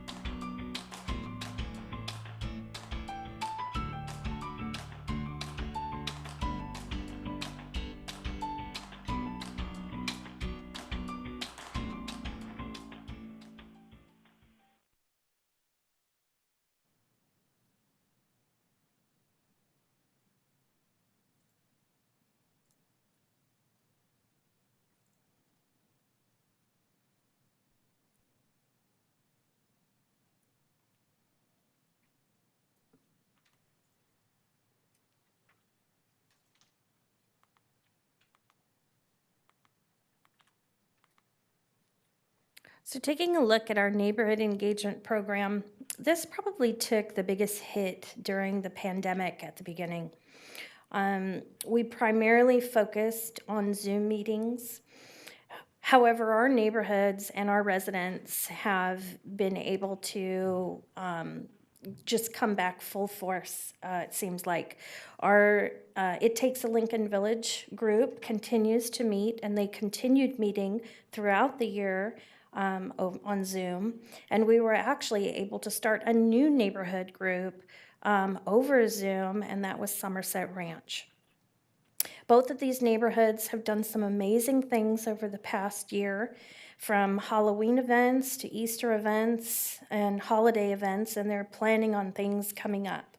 They have been able to focus on engaging other residents, and I'm just extremely proud of these two neighborhoods. We've also identified that not all neighborhoods choose to engage in the same way. Some prefer to meet regularly, as Somerset Ranch and It Takes a Lincoln Village, and then others prefer other engagement methods.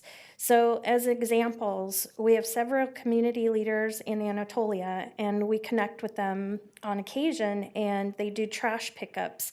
So we provide the grabbers and the bags, they do a trash pickup, and they come back and report afterwards. Another example is Cordova Vineyards. So we were all fortunate to get to know Michelle and Mickey Stone. They provided yard service to everyone on their street. They want to have the Fab 40s feel in their neighborhood.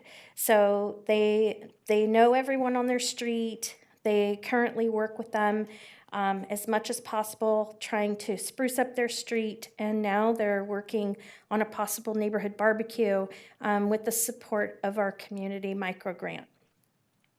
So our micro grants, our $500 micro grants, are available for residents, and it encourages and supports engagement in neighborhoods.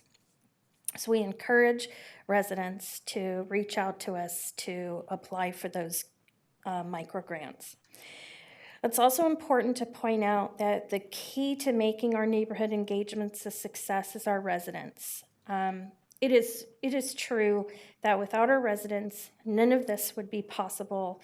Our residents, the desire for them to be involved is the key to make all this magic happen.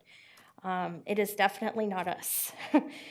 We're just there to help it along. And then this is our neighborhood map, just so you can take a look. So those neighborhoods that are in gold, they reflect the neighborhoods that meet regularly. So these are the ones that have our evening meetings. And then the blue neighborhoods are neighborhoods that we are working in through various different ways, whether it's events or different types of engagement. And we're hoping to, of course, grow and these colors across the city soon. Looking at our community grants, so I'd mentioned that we have a $5,000 grant for our organizations and nonprofits. We also have a $500 neighborhood grant for our residents. So these are all of the community grants that we worked on this year. So there was 14, and the estimated reach is over 14,000 residents. Our story map, as like the beautification story map, this actually showcases all of our neighborhoods, and the events. So our neighborhood groups can come on, they can actually save pictures right from our website, and they can see all of the different events and where they're happening. So,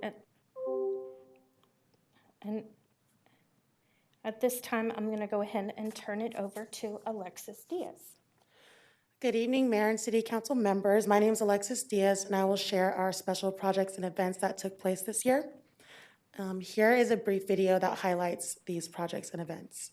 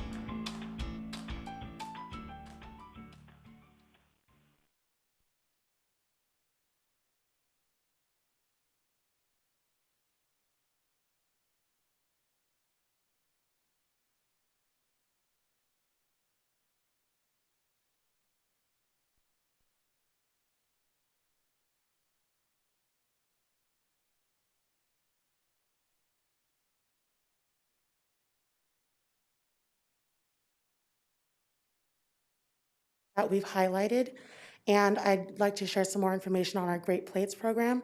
This was an extremely successful program for our local businesses. We had the opportunity to reach and serve over 280 of our seniors, and we had the privilege to speak with our seniors daily. Most of my memorable moments for this program came from these conversations, as well as the relationships that we formed during the program. The Great Place program was also a huge community effort.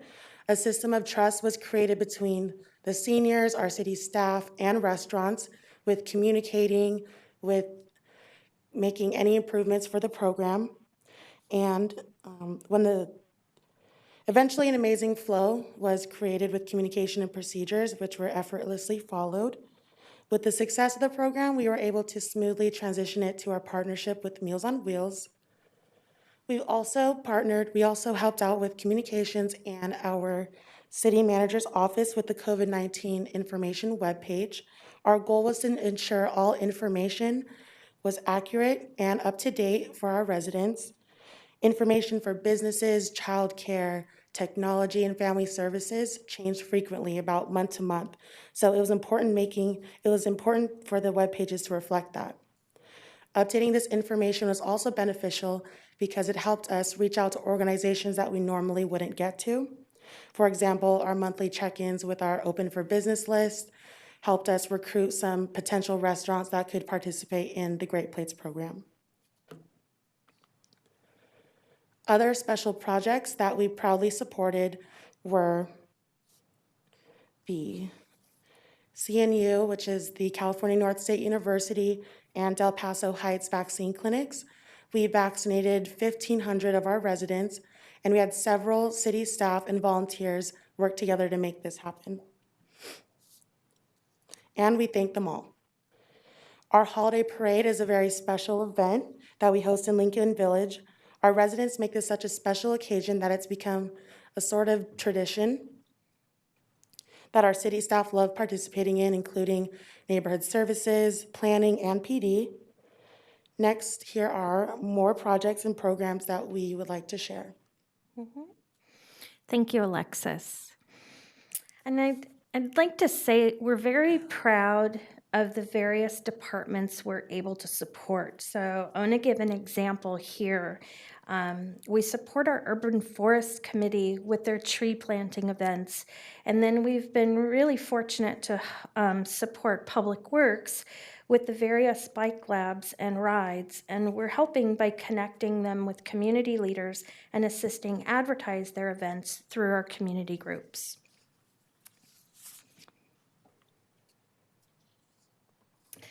So this leads us to our actions for 21-22. What does the new year hold for us?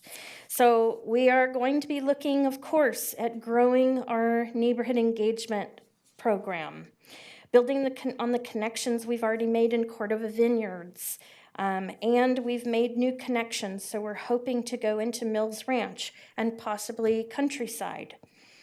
Our community micro grants, which provide residents the opportunity to accomplish all the wonderful engaging events that they do. Our volunteer management software, which we're hoping to be able to showcase this soon. This is going to provide an opportunity for us to coordinate our volunteer events more successfully, but it will also provide residents an opportunity to view all of their efforts, so all of the volunteer hours and the events that they've participated in through a dashboard. So they will be able to see real time all the hours and all of the community service they've provided the city. Our beautification, let me go back to our map. So, no, you were good. So our map, this is just highlighting what I had mentioned with Mills Ranch, Cordova Vineyards, and Countryside connect continuously with building and our neighborhood engagement program. And our beautification, so our Good Neighbor Assistance program just continues to move strong. But we're focusing on Good Neighbor Days. So stay tuned. These are coming soon. We're looking at October and November, layering resources, focusing on a neighborhood at a time. So these will We're hoping to do more, but we're going to be starting in White Rock neighborhood in Cordova Meadows. We're looking forward to our rebuild days and also looking forward to working with Habitat for Humanity and identifying any new incentive programs for our neighborhoods. Of course, continuing our community support, building relationships and connecting our community group through our community groups. And I actually am proud to announce that I just recently joined Rotary. Little plug for Rotary. And finally, our special projects and events. We anticipate additional special projects as they come up in various ways throughout the year. However, as we move forward, we also are hoping that we're looking at opportunities for events, working with our partners to identify possible pop-up vaccination opportunities, and of course, the holiday parade coming up with our residents in Lincoln Village. So I thank you for your time. I also thank you for your patience with our Prezi. I know it does take a little bit of time, but at this point, I want to thank Alexis for creating this Prezi. She worked very hard, and I'm extremely proud of her for all the work she did. And I thank you, City Council, for your time. And at this point, I'd like to open it up for any questions you might have.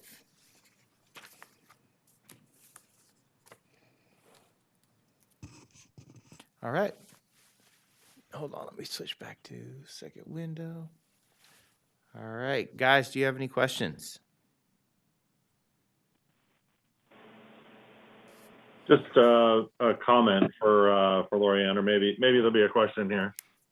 But Lorianne, it seems like the great work you guys are doing results in a win-win situation. In many cases, you're cleaning up things that are messy. They're disorders, in our community. And people who see that disorder, whether it's litter on the ground or junk in a front yard or poorly maintained landscaping or junk cars or whatever that disorder is, when they see that disorder, it affects their behavior and their attitude and their impression of a place. And so you're not only getting people together to work on those items of disorder, but you're addressing the disorder. And that's a win-win. So it's cleaning things up. It's making people have more pride in their community because residents are out helping residents do things the way our government's really designed to work. It's not designed that government does everything for you. It's designed that government does the things that residents can't do on their own. And clearly, cleaning up a neighborhood, working with their neighbors, helping each other out, that's something neighbors can do on their own. And we are in a support role there rather than a do role. So I just want to congratulate you on the great success you've had here and that vision that you keep talking about and keep exercising on our behalf. It's really good work, really exciting stuff. You're making Rancho Cordova a better, safer, more attractive place through your efforts. So thank you and keep up the good work. And I can't wait to see what those next innovations are or opportunities for enhancement are. Thank you. I really appreciate those words, and I have to contribute a lot of it to our residents too. So thank you very much. Yeah, I would echo what David said. To look at kind of where this started years ago, even before I was on council, but I think it really elevated after John McKnight came and visited and working with Ron Dwyer-Voss and a lot of other folks to really up our game and what we're doing. But I mean, to be frank, you wouldn't have been nearly as effective during this pandemic, if you hadn't already put in so much work with these residents, going into this, right? And yeah, you were able to launch one in Somerset. And I think you did some amazing things there over the last 16, 17 months too. I remember taking my kids to their Halloween event that they decided to hold. So there are great, wins here that I think, that you had during a really, really difficult time to engage with anybody. We're all just kind of joking when we were in the lobby today, that a lot of those people I haven't seen in 2 years, including the people that are on this Zoom. Very rarely have I been in the their personal presence, and you know, that's a huge barrier and challenge to what you all are trying to do every day in this department. So thank you for keeping up the good work and moving us forward. So Thank you. Mr. Mayor, if I may say a couple of words. Go ahead. I just wanted to add to what Vice Mayor Terry and Councilmember Sandra mentioned. This past year has been a very difficult and challenging year with COVID, not only in the way of engaging and bringing the community together, but also in the way of new programs and new activities that we had to engage in.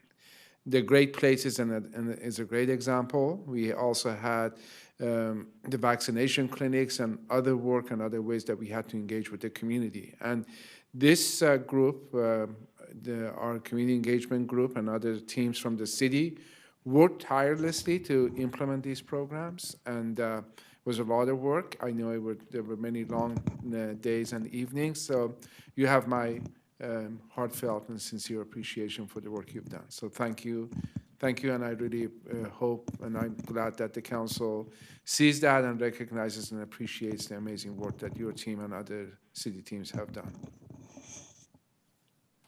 Thank you for those comments, Cyrus. And I also want to thank our entire department. I know a lot of times you hear from the community engagement division, but I also want to, for those efforts, especially our vaccination clinics, to Danielle, Ashley, and of course Maria. So thank you very much. Thank you, guys. You're amazing, especially you, Lori. Thank you. All right. Next up. Mayor Gatewood, I would like to acknowledge that we did have a public comment for this item. Okay. That was submitted via email from Donald Childs. It was distributed to the city council. It will be made available on our website, and it is also in the back of the council chambers. Great. Is there anybody else via Zoom who is interested in speaking to the topic of item 12.1? No. Thank you. 12.2. Stacy, if you could go ahead and read it. 12.2 is the presentation on the Zinfandel Drive bicycle and pedestrian overcrossing project alternatives. All right, Albert, you're up. Good evening, Mayor Gatewood and council members. Albert Stricker with the Public Works Department. And we've been looking for a number of years how to create opportunities for improved connection between resources and destinations on the south side and north side of Freeway 50 along the Zinfandel corridor. We looked for a number of years on opportunities to launch from Prospect Park Drive over to Olson Drive, but there were a number of challenges associated with that. And we have found some opportunities more immediately adjacent to Zinfandel Drive. And Edgar Medina is going to give us more information. Thank you, Albert. Good evening, Mayor, council members.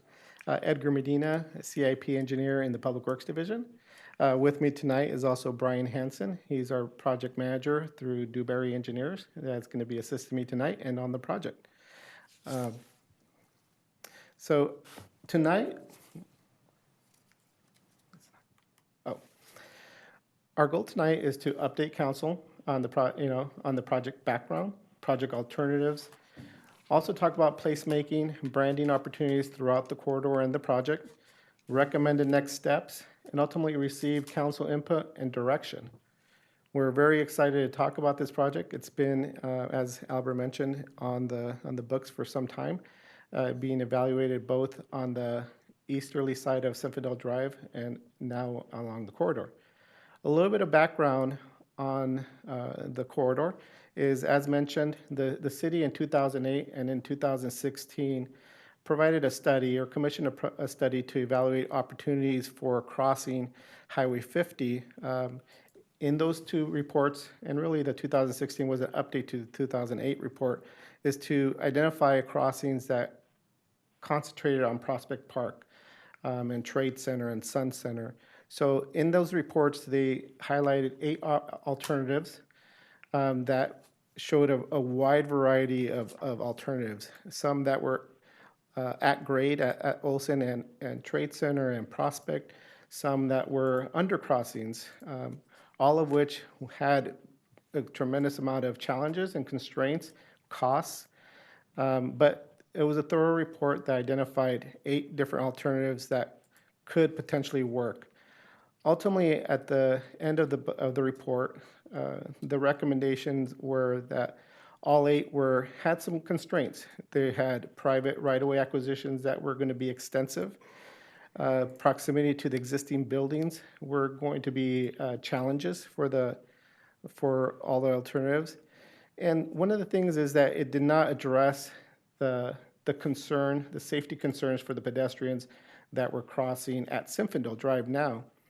So in 2018, the city applied for a SACOG regional grant and was very successful and was awarded just under $3.4 million for the design of a new pedestrian overcrossing at Zinfandel Drive, which would start from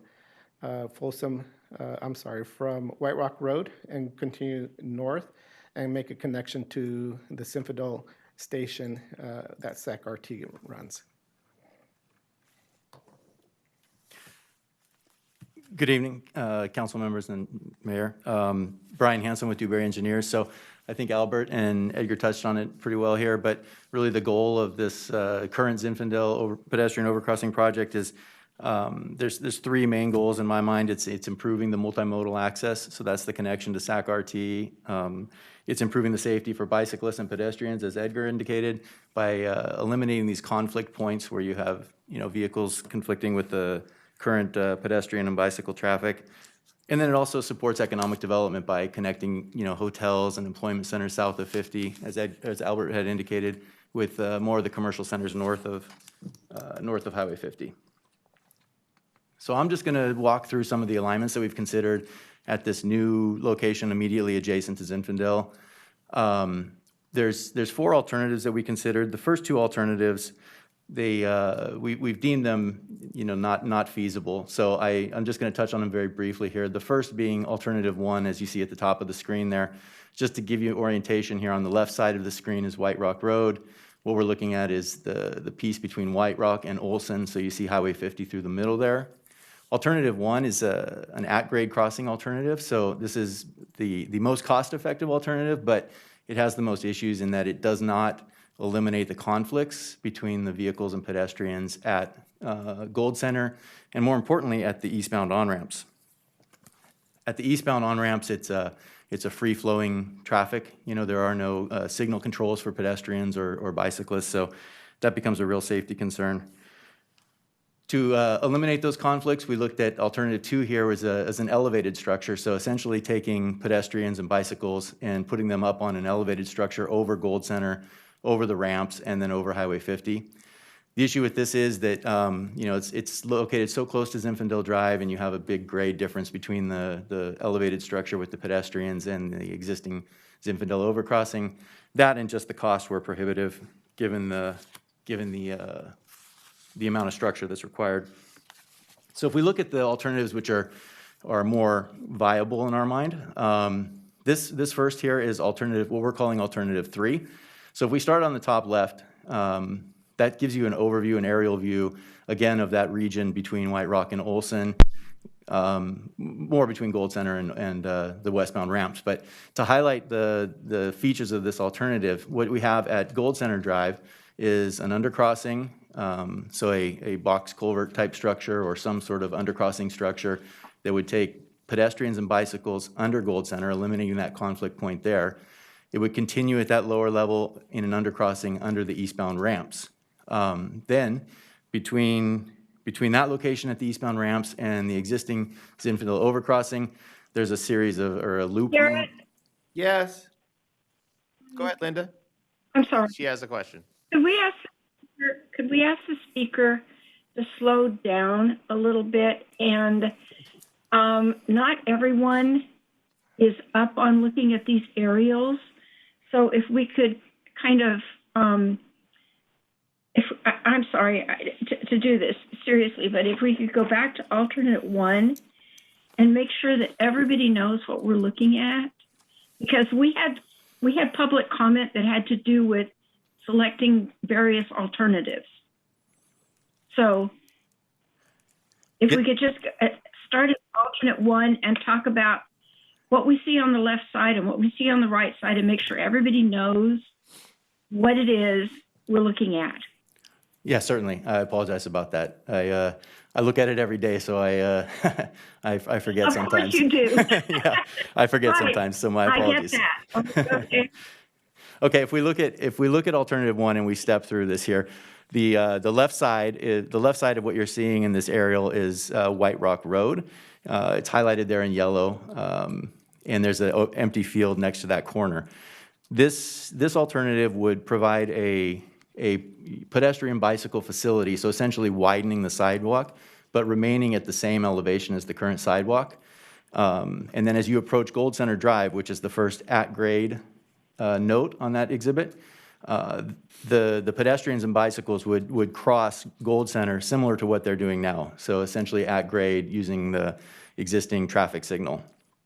They would continue then, again, at the same elevation, the same grade as the existing sidewalk to where there's a pedestrian crosswalk across the eastbound on-ramps.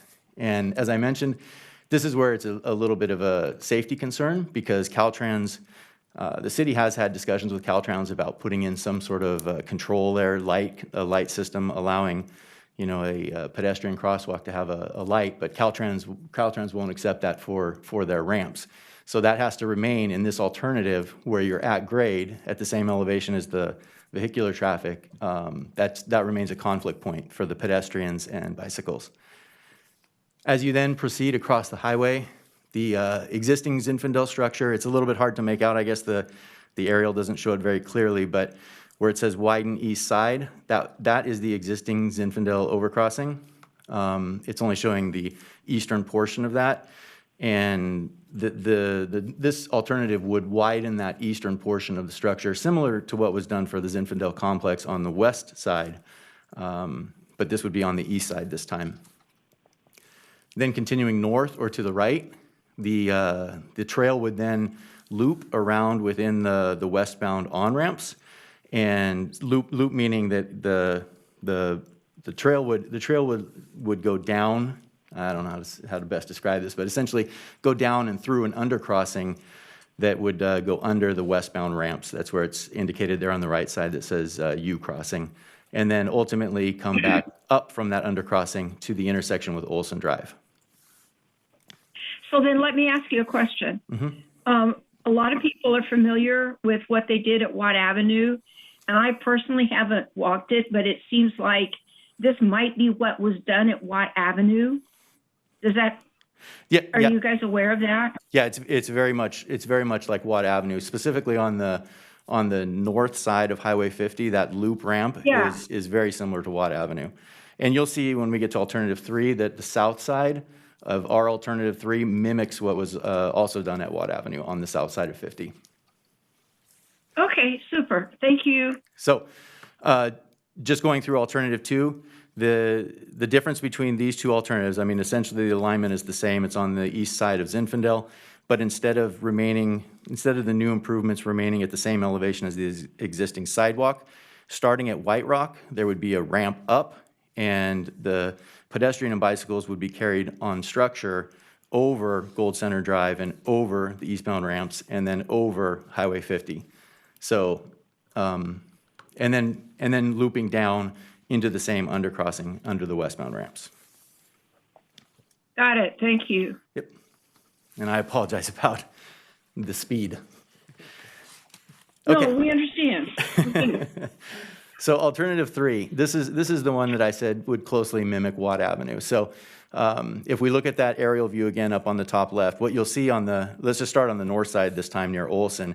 It's the same loop ramp that is proposed for Alternative 1 and 2. Where it's different is on the south side. So in this case, at Gold Center Drive and the eastbound ramps, there would be an undercrossing structure. So the pedestrians and bicycles would go down this time, starting at White Rock, and then go underneath Gold Center and underneath the eastbound on-ramps.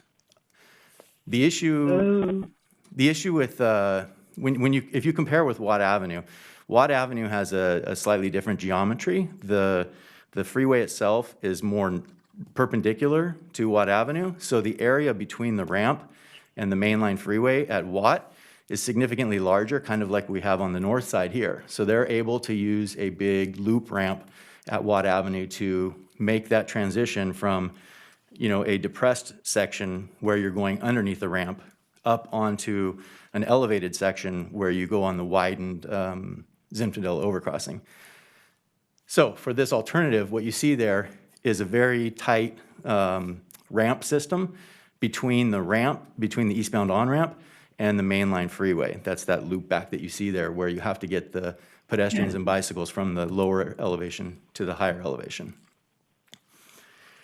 So I think we can all appreciate the costs of all that undergrounding and the fact that when you do that, then it makes it feel like the underground passage on Highway 50 for the bike trail on the Folsom South Canal, which is not necessarily safe. Yeah, with respect to that undercrossing, I know that undercrossing is quite a bit longer than anything we've proposed here. I think that's on the order of 400 feet. The largest undercrossing we would have in this case would be on the westbound ramps at approximately 150 feet total length. So while they're similar, they are different lengths overall. Okay, back to this alternative. What we have in the top right corner is just kind of an exhibit showing you what the structure would look like as it crosses Highway 50. So this again is very similar to what was done for the Zinfandel Complex project. And then on the bottom we have a rendering which gives you a sense of what the structure would look like as you look from the north side on the pedestrian loop ramp back towards the structure.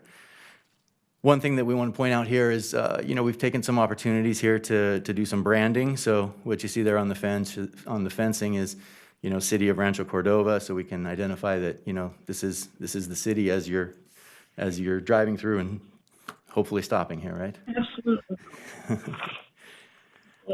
Here's I'm another. not quite understanding what I'm seeing in terms of the fence. It looks like the fence on either side of this path. Yeah, so Can you describe what that is. This is looking at that actual loop ramp. If you look at the top left picture, the plan view picture, where we have it's the structure of the structure of the fence itself. I mean, it looks like it's glass panels, but I'm pretty sure that's not what it would be. Are you going to put a big giant fence that stands up over everybody's heads around that? A lot of that depends on what Caltrans will accept. I'm sorry. Go ahead, Linda. They couldn't hear you. Oh. Somebody would mute. What David was saying was, is that structure real, or is that just something that's like a placeholder so we can see? And then you said it was due to Caltrans, and whether Caltrans will let us get away with what they'll put there.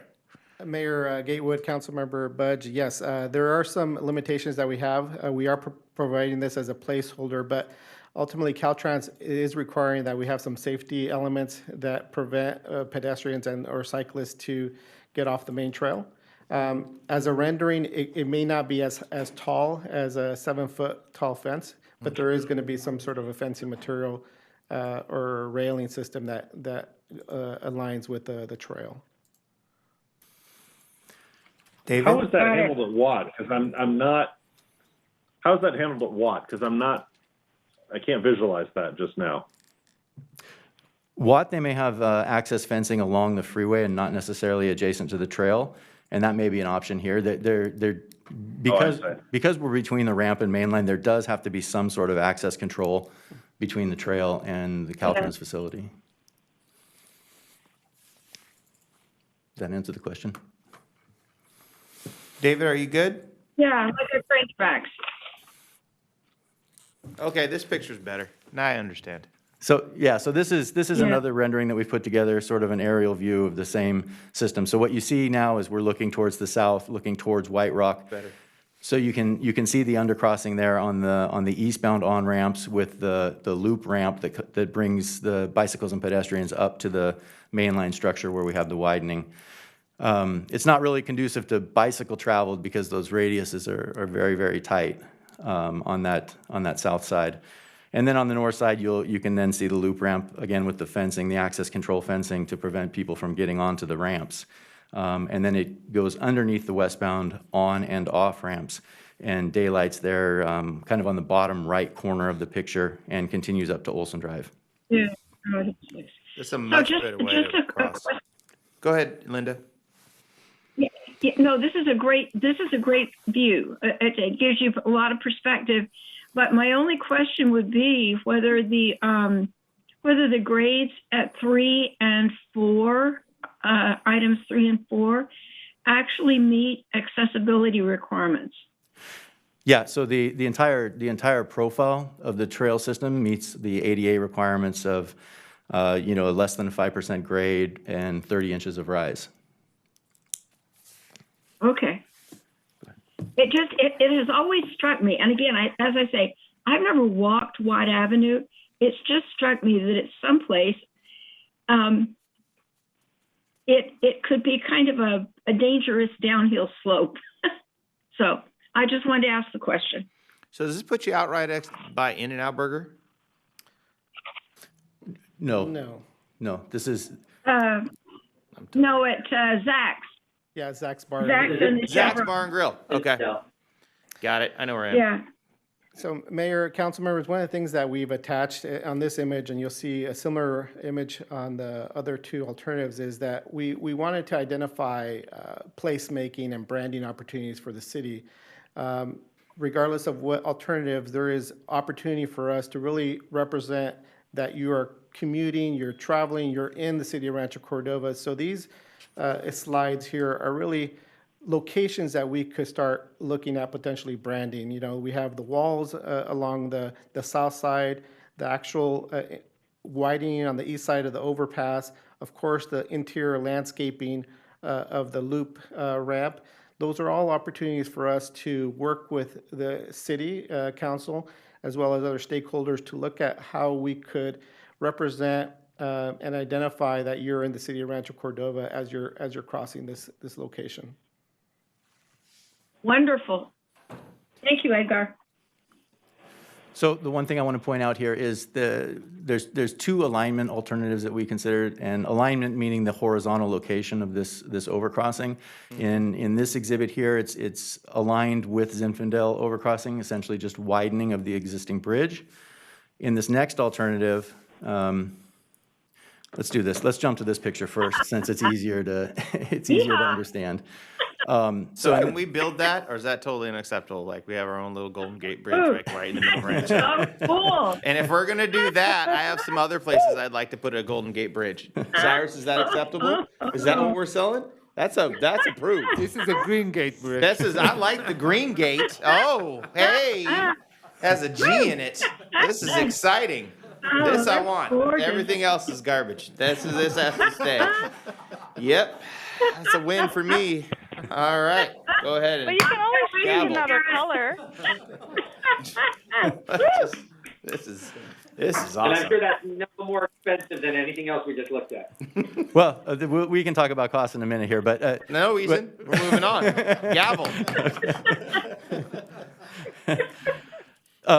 So I jumped right to this rendering because it's obviously easier to decipher what's going on. But I wanted to point out, so this is the second alignment that we've considered. So the first alignment, recall, was immediately adjacent to the existing overcrossing. In this alignment, we create a separate, brand new alignment just east of the existing overcrossing. There's some advantages here. As you can see on the south side of the freeway, no longer are we going underneath the eastbound ramps and creating this very tight loop, right? We have a more gradual increase from the undercrossing at Gold Center going up and over the eastbound ramps. There's a couple of advantages there, right? The eastbound ramps are diving down onto the freeway, which helps, that penalizes the undercrossing alternative because you have to push it farther down to get under the ramps. So there's that benefit. There's also the benefit that the radius, the horizontal radius of that curve just south of the freeway is a little more bicycle friendly. So you don't have the immediate switchbacks of the ramp there. To the north of 50, it's identical to the previous alternative, alternative 3. Let me just back up. See if I missed anything here. Give you an opportunity to look at what the. Look how cool that will look. Yeah, so again, That would be cool, right? That's unique. Absolutely. Think of University Drive in Ah. Berkeley. That is, I like this. That's That nice. is so cool. Yeah. We could put our sign like That is welcome to so Rancho cool. Cordova like right there.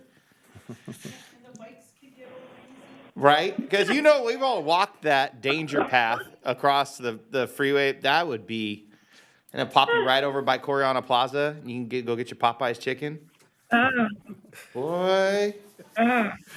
I'm just saying what I did. Imagine when I'm we saying light what I this did. and then shoot fireworks off of it. Right? With the lights on it and shoot fireworks off of it. Yeah, Caltrans would have Caltrans is gonna love that. Yeah, Why are you trying to make Caltrans kill our project? We haven't even started yet. I'm not trying. So, I'm not. I'm telling you what Caltrans does. But yeah, that would be fun. So Oh, just to add to that, the Caltrans comment is that Caltrans is not necessarily opposed to this. I mean, they're looking at primarily looking at the type, they're looking at the type This of is structure. sold. That's all you had to Right, say. so- this is one. I think I was referencing the shooting fireworks. Yeah, okay. One thing that we did want to highlight is that there is some opportunities even with lighting from an aesthetic standpoint of how Yeah. you light the facility. Oh, how we light our first bridge. And then also it could be any color. We took the liberty of using one of our city seal colors on this, so it's actually one of our Pantone 323. Definitely You can make it change Yeah. colors? No, Throughout the no, night, it could have lighting. I've seen the bridge do that. no, he means the paint, Garrett. I know He means that. the I paint. was just giving more there. ideas. Look, where is this? Mr. Mayor, Yes. I think we can also name the bridge. Oh, the Garrett Green Bridge. Sorry, did that slip? I apologize. It's exciting. Okay, keep going. Just to touch on lighting for 1 second. I don't know if you're familiar with the Sac City or City College POC bridge. Yeah. So that's a bridge that we did here in our office. That's really nice. And that has a lot of the lighting features like you talked about, and it's all computer controlled. You can control the different colors and things like We that. could control it from City Hall and like have different pictures and maybe potentially, yeah. and we just take away one electric sign and put it there. Ooh. But now, having said that, I'm not sure that Caltrans would allow that multicolor changing. But anyhow, Let's we can not- talk about that why later. are you killing the Sorry. dream before it even starts? Yeah. There's no reason for that.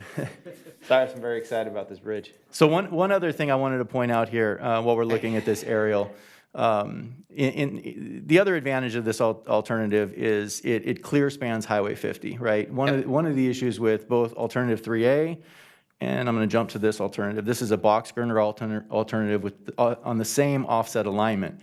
But in this case, we have the additional column. We have to place an additional column in the median. That's similar to alternative 3. That has impacts to Caltrans and requires us to do lane closures and it adds additional cost. So when you actually look at the cost of these different alternatives, that column and substructure element is quite expensive in the median. So while the arch bridge is slightly more, it is offset by some of the additional work required for the concrete box. The typical arch box bridge girder. is extremely sexy compared to this bridge. Yeah. Yeah. So and you're saying it's a cost savings.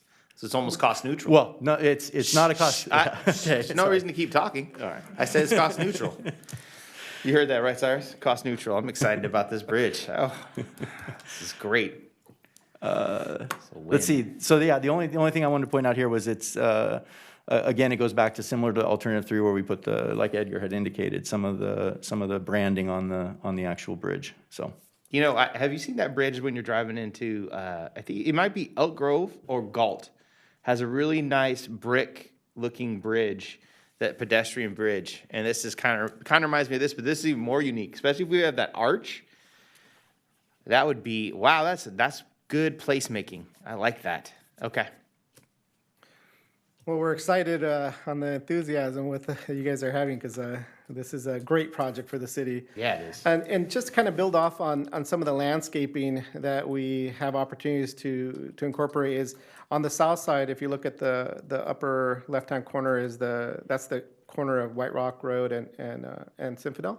So it's the northeast corner. So as we widen the sidewalk, we have an opportunity to, put some landscaping, of course, and even some architectural features that we might want to help brand the city. Maybe another monument sign, since we're becoming experts on monument signs. So there's an opportunity here. To the right here, we have the ramp undercrossing. So we are currently showing the undercrossings to be your typical box culvert, but there are some opportunities for us to do some enhanced landscaping as you approach it, while we still evaluate the final design of whether it's a box culvert or kind of a slope back or other opportunities for it. But there's definitely some opportunity for landscaping creativity that helps support the branding and placemaking for the city.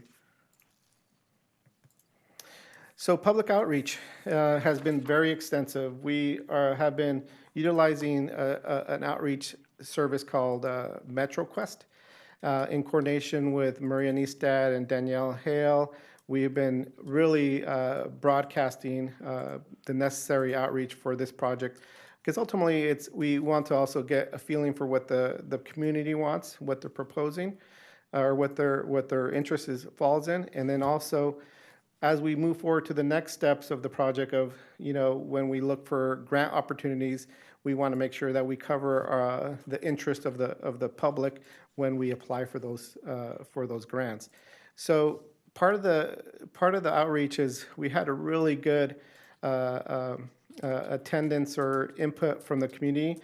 This number has been updated from the attachment that was in the staff report. So we've actually had 463 visitors to our survey, with 208 providing input on the survey, which in general has received a lot of positive support, has more than half or 50% of support for the project, and then even for the individual components for the design, aesthetics, and such. So I'm just going to take a couple of minutes and just kind of walk through some of the items that we included in that MetroQuest survey. So what you see on the screen here are two screenshots of a typical survey question that we would ask of the participants. So on the left one, for example, we're asking the public to compare these two. It's essentially based on these images, but it's a pedestrian overcrossing, a separated pedestrian overcrossing versus a traditional mixed-use crossing where you've got bicycles. Bicycle lanes immediately adjacent to vehicles and sidewalks immediately adjacent to vehicles. And then underneath each one of these survey questions, we've tallied the results and provided the percentages that are indicating, what they prefer. So for example, on this left one where we compare the pedestrian overcrossing versus the traditional mixed-use overcrossing, from the survey responses, 68% very much favored an offset, dedicated pedestrian crossing, which I think is probably obvious, right? I mean, it is the least stressful, the most safe crossing. Previously, I had talked about the two different alignment alternatives. So what you see in the right exhibit there is an aerial view of those alignments. So on the left side of that, it's the widening alignment, so immediately adjacent to the Zinfandel Drive current bridge, and then the offset alignment. And there again, you see the responses that we received. In general, there's a slight preference to the offset alignment.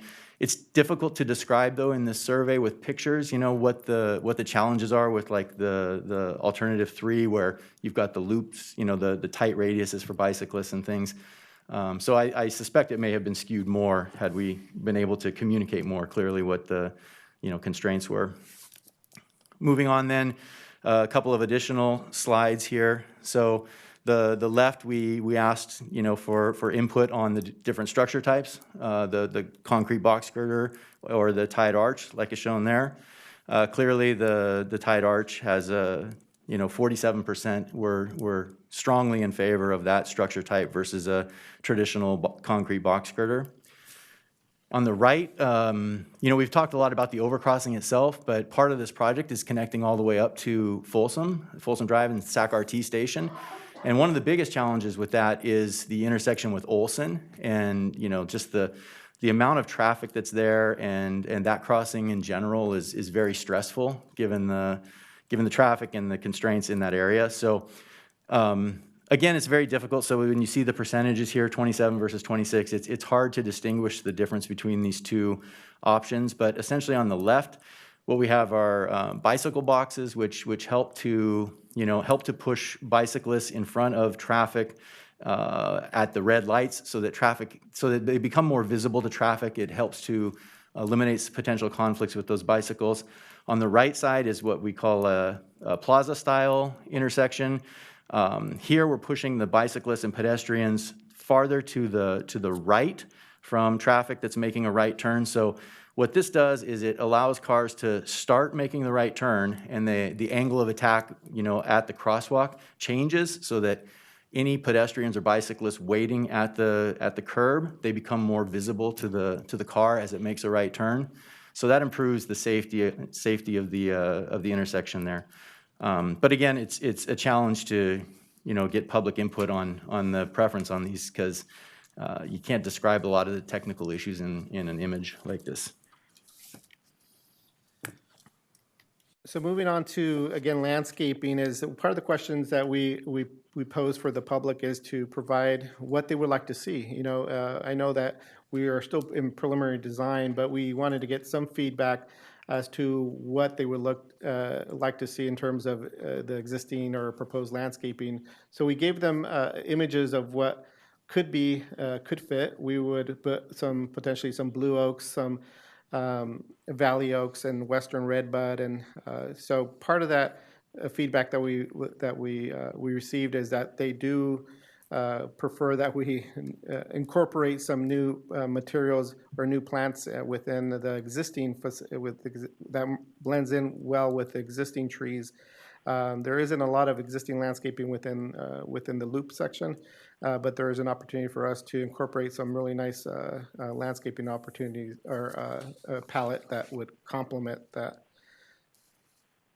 Also, kind of back to a comment I made regarding the undercrossings, we got a sense of what the public might feel would be a better approach in terms, or a potential approach of the undercrossings. Again, we started off with your standard box culvert undercrossing, but on top of the landscaping approaches that we could incorporate, there are concrete form liners that provide a template that could be incorporated into the walls as you approach. Could also be colored. They could be custom to fit the city's logo, branding, or other opportunities. There's a wide variety. So in this case, just looking at the public ratings, the form liner was a preferred option that could be supplemented with proposed landscaping. And then our last question was really talk about the bridge railing. So this again is, what type of bridge railing could we do? We have White Rock Road crossing as an example, since it's just west of this intersection.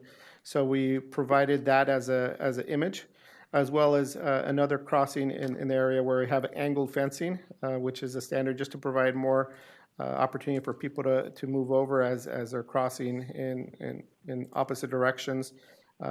So again, here the aesthetics is feedback that we received is something similar to White Rock Road Bridge crossing. The last image rating system that we used was associated with safety of the crossing. So we showed these 4 representative images here and just asked again for feedback on those. So those images include, incorporating wayfinding signs, looking at enhanced lighting in the undercrossings to improve the safety, incorporating call boxes or tying into the existing CCTV system. In general, as you can see by the public ratings there, most of these get at least 4 stars in terms of their rating. So it's pretty clear that safety is a big concern. So it's definitely something we consider as part of the design. The last thing I'm going to touch on is the current status of the project. So Dewberry, we're doing the environmental work at this point and the preliminary engineering. So in terms of the technical studies, we've had a few of the technical studies already approved. That's the biological, hazardous waste, noise, and cultural. There's 2 studies that were currently outstanding. That's the land use and community impact and the visual impact assessment. Those can't really be completed until we have a preferred alternative. So that's, you know, the studies can be completed at that point, and then we can move into the CEQA document and finally the NEPA clearance. In terms of the preliminary engineering, we've completed our topographic surveys, all of our preliminary engineering work. You may have seen a couple weeks ago there was some geotechnical borings being performed out in the area. So they were out there for a couple of weeks drilling some holes so we can get some engineering data on the subsurface conditions. And then the outreach, you know, we've been coordinating with Caltrans. They have oversight on all of our engineering, so that's been important. And then as Edgar indicated here, we just completed the public outreach using the MetroQuest survey. So we're down to our last slide, and it's next steps and council feedback. So as Brian mentioned, we're finishing up the environmental documents, and our next step after that would be to engage with the right-of-way acquisitions, finish up the public input, which we are just really wrapping up our final report. But at this point, the staff is recommending alternative 4A for consideration and for council input and direction. We are here to answer any questions that you may have, but we're really looking for guidance from mayor and council members as to what direction they would like us to go so we could continue on the environmental document with Caltrans. Council, who would like to speak first? Seeing no one, I'll say alternative 2A. 4A? Go back. Go back. Throw it back up again. Is it 4A? Yeah, can we look that slide up, please? Yeah, please.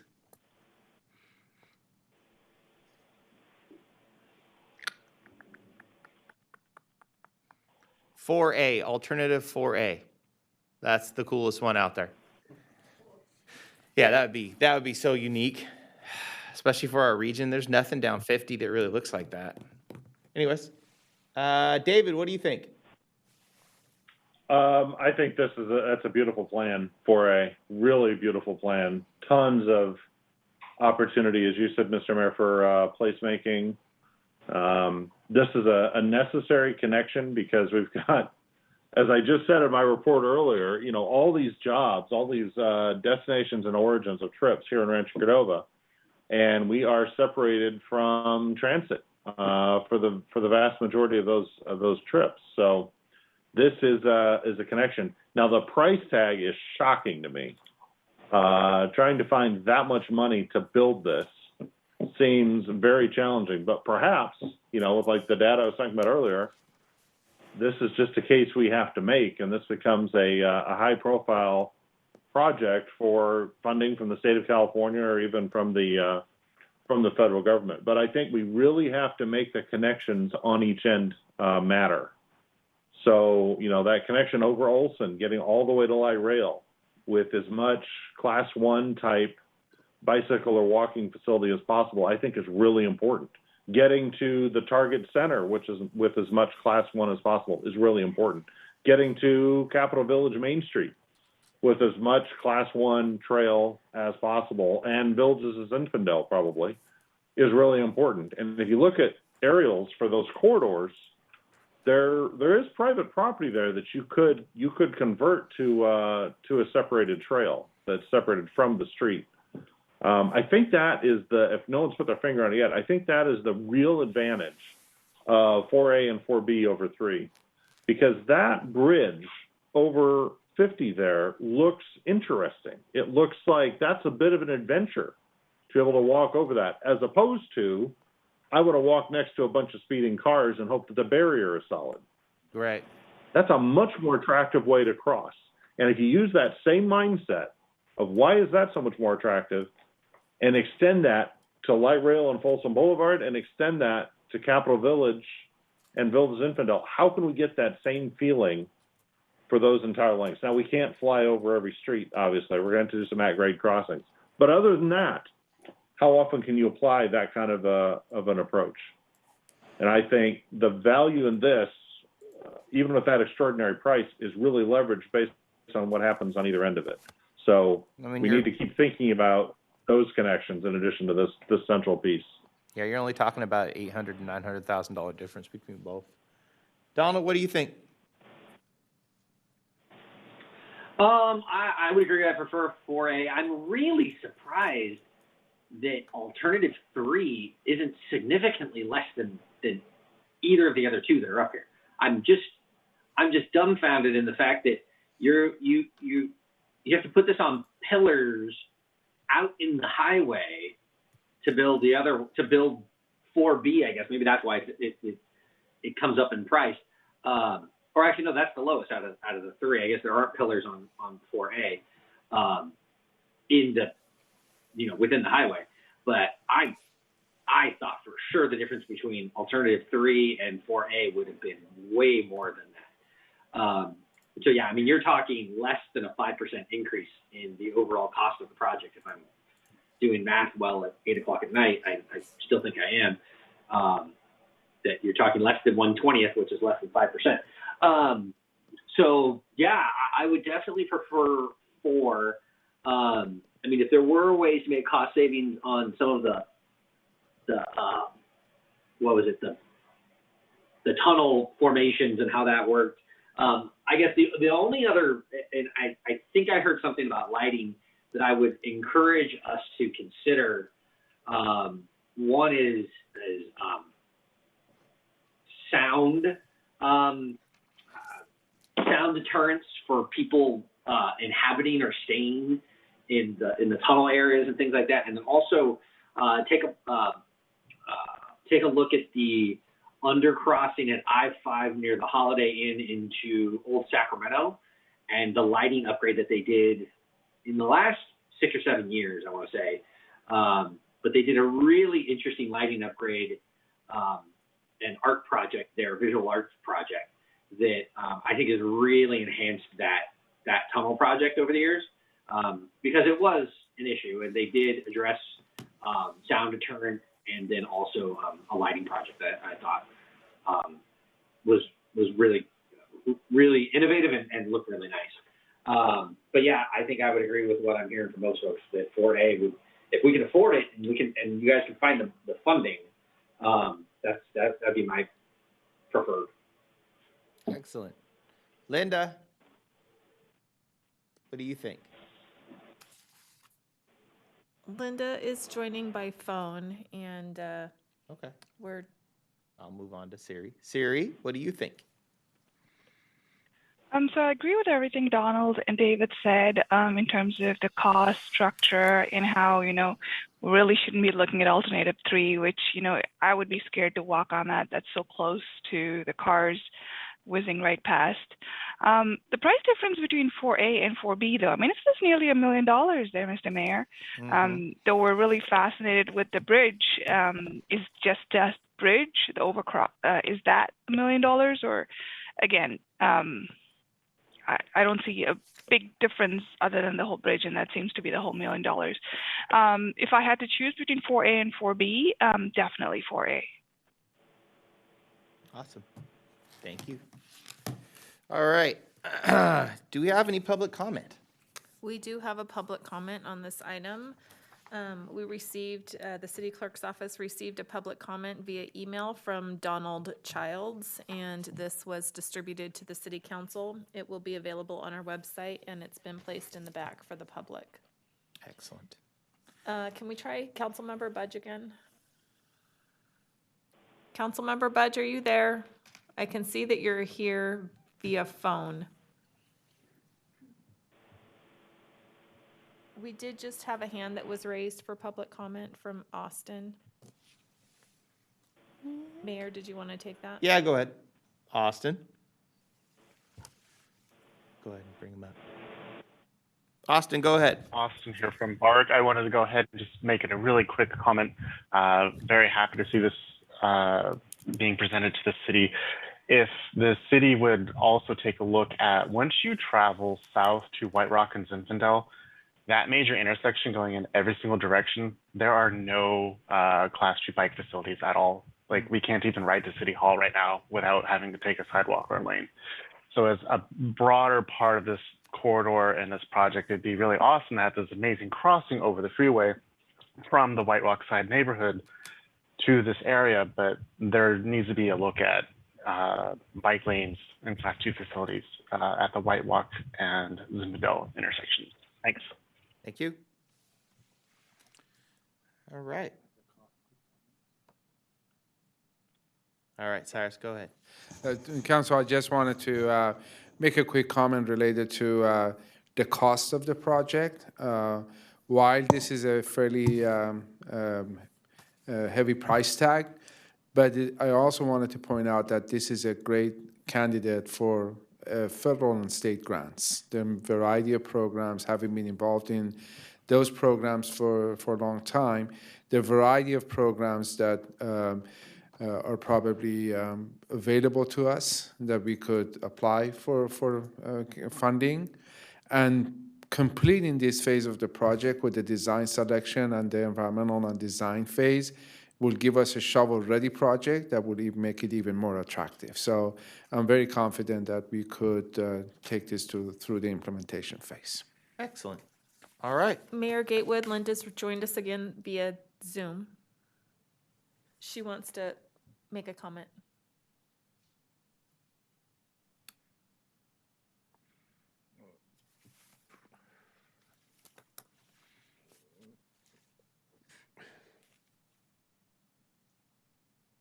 I don't see Linda, Stacy.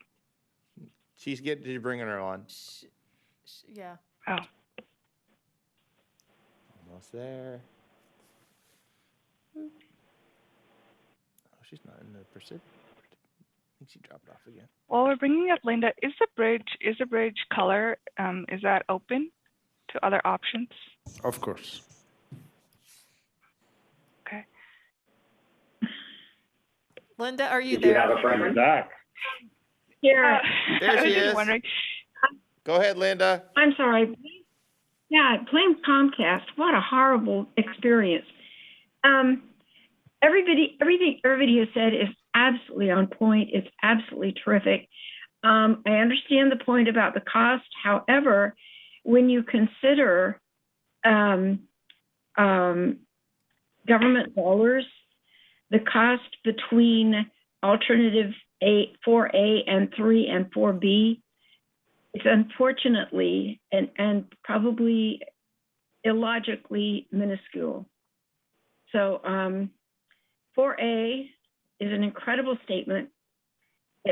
It brings so much to Rancho Cordova.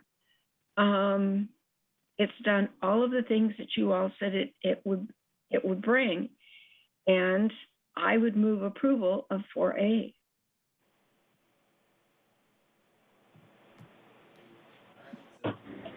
I think you got your marching orders. Is this Say, go ahead, an Donald. action item? No, it's just they were just going to give our feedback. Yeah, I think we received the feedback we needed from the council. Yeah, you have a 504A. So just so we're clear, Great. there was no one that said they didn't want 4A. No. And we need it cheaper.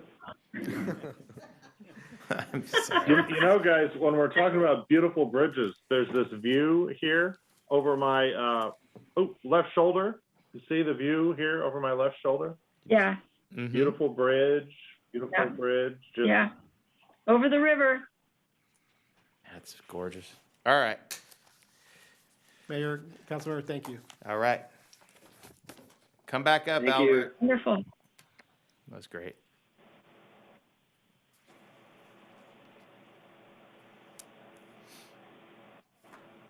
Stacy, can you read the next item, please? I can. 12.3, inform council of the intent and progress to complete a local road safety plan. Excellent. Albert, go ahead. Thank you. Good evening, Mayor Gatewood and council members. Albert Stricker with the Public Works Department. And we are embarking on preparing a local road safety plan Not only is this a great opportunity to look citywide for areas where we can improve safety, this is also a requirement to apply for highway safety improvement grants, which the city has been very successful in obtaining in the past. And Byron Tang is going to tell us more about this study. Hi, good evening, Mayor Gatewood, City Council members, and Cyrus. My name is Byron Tang, and I'm here to present on the local road safety plan.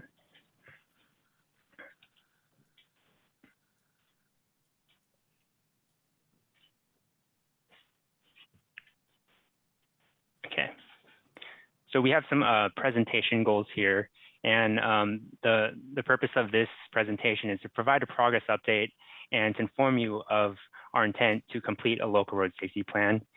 We do also want to receive input and in preparation for future adoption, which will be early next year. So introduction, oops, go back. Introduction. In December 2019, city staff applied for state funding to develop this local road safety plan, and I'll be calling it LRSP. The LRSP is a new kind of safety plan, and it will be required for future grant applications under the Highway Safety Improvement Program.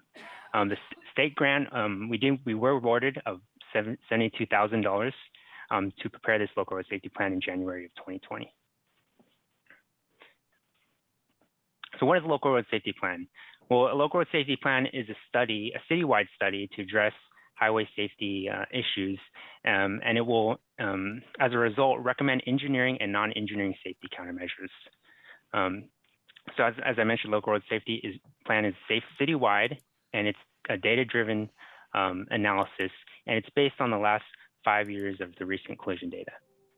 It requires feedback from a very diverse stakeholder group.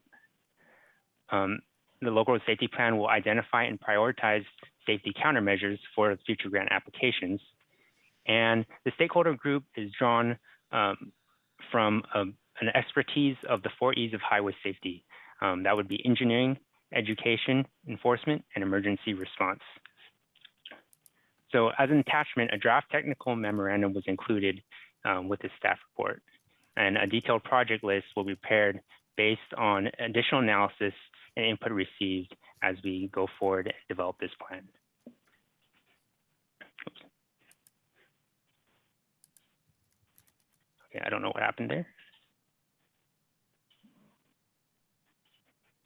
So some example countermeasures that can be as a result from the safety local road safety plan can include safety lighting, raised median, flashing yellow arrow signal timing, curb extensions, speed feedback signs, warning signage, but also non-engineering type safety countermeasures, including publicized sobriety checkpoints, short-term high visibility enforcement, and high visibility cell phone text messaging enforcement. And this is not all of them. There's a very comprehensive list in the technical memorandum of attachment of this staff report. So where are we on this local road safety plan timeline? We have completed the consultant contract award and notice to proceed. What we have now is a draft technical memorandum, and it was distributed to the stakeholder group for comments and to City Council under this presentation. So further, from September to December, we will develop countermeasures and develop the final plan. And we will come back to City Council in January of 2022 to seek approval of the local road safety plan. So I'm just going to go over some preliminary findings that we have seen in this draft technical memorandum. So some key statistics and insights. So how do we compare to other agencies and jurisdictions? Well, there are areas that are higher than the state average. So we have a higher pedestrian collisions. As you can see, it's higher than 8.6%. And this is just considering severe crashes only and higher, so severe crashes and fatalities. We have higher aging drivers associated in severe crashes. We have a higher aggressive driving and a slightly higher amount of bicyclists involved in severe crashes. And what are some areas that we do better than the state average? We have less motorcyclists involved in severe crashes, and we have less lane departure crashes, and then we have had less occupant protection crashes, which is when there's crashes involving someone not using for instance, a seatbelt. And then we also have less severe crashes with commercial vehicles like freight truck. Here's some statistics of the highest crash percentage by type. So 32% is the highest, and it's regarding unsafe speeding. 23% unsafe lane change. 13% violation of traffic signals and signs, and then 12% is automobile right-of-way violation.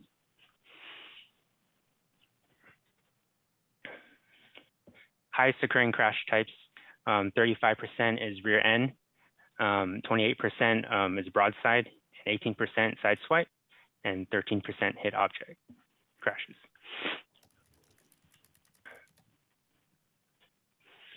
So as in the draft technical memorandum, we are able to start looking at the data and identifying preliminary draft locations that can be a focus of what will be recommended for the safety countermeasures. Here are some of the signalized locations that have stood out according to the data. As we develop this plan, we will reduce and focus on the most severe areas and the best areas to recommend for grant applications. And here's a short list of unsignalized locations or roadway segments.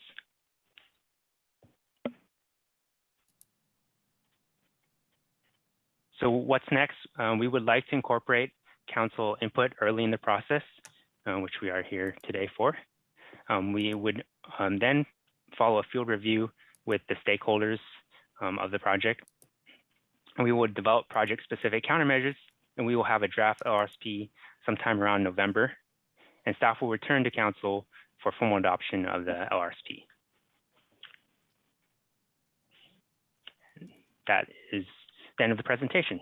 Any questions or comments? All right, thank you, Brian. Do we have any public comment? The city clerk's office has not received any public comment via email, and I am looking in Zoom, and I do not see any hands that are raised in Zoom, and I do not have any speaker cards for this item. All right. Linda, what do you think? So I'm just wondering if there's a way in which this study can support the next item on the agenda, or vice versa. It seems like they're sort of the two sides of the same coin.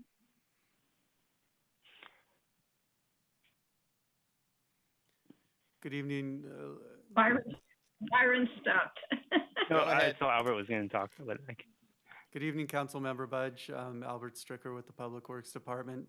And I appreciate the question.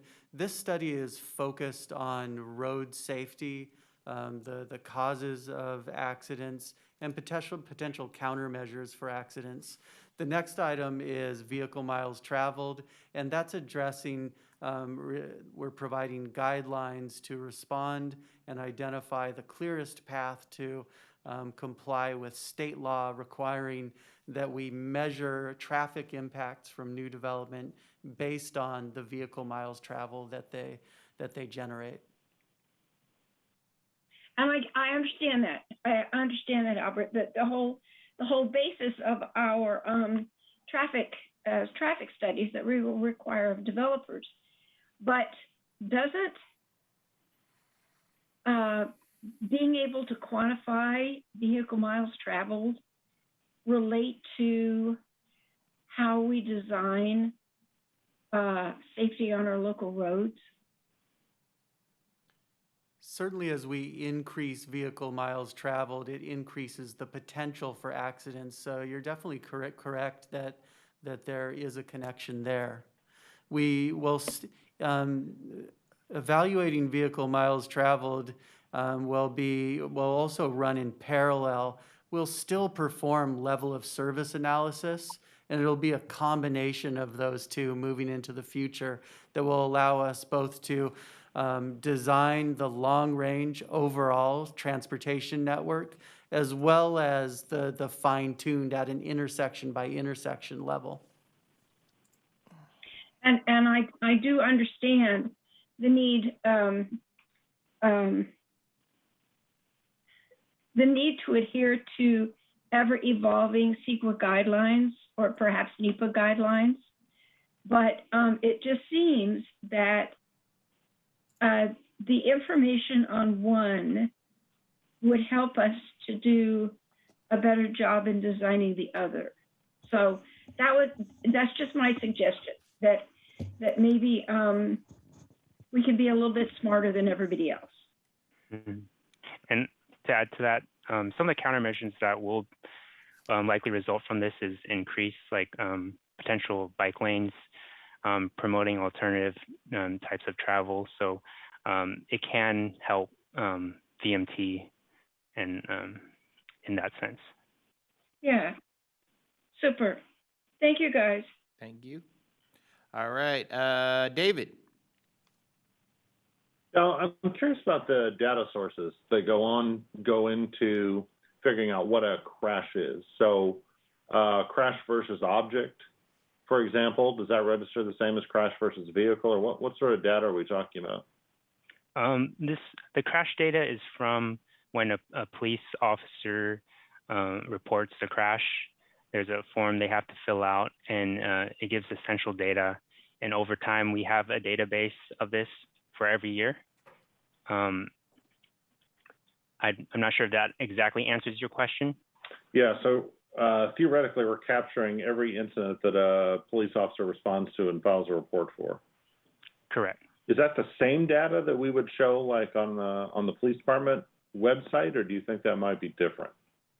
It is the same data in the SWITR's state database, and it is the same data the police would use in their crash database. Okay, we had one constituent comment that there were some sort of high-profile crashes along Coloma Road that were not present in the PD database. So I checked. It is in Figure 8 of the report, the one on Croedo. It does appear to be there. Okay. I think it's page 13 of the report. And sure. Along Coloma Road? Coloma Road. So under recommendation of our consultant, we did not include the 2020 data for this version of the LRSP due to the nature of that year and the differences in traffic patterns.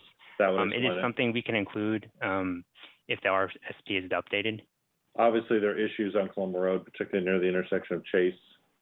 And that area, speed along Coloma is of concern.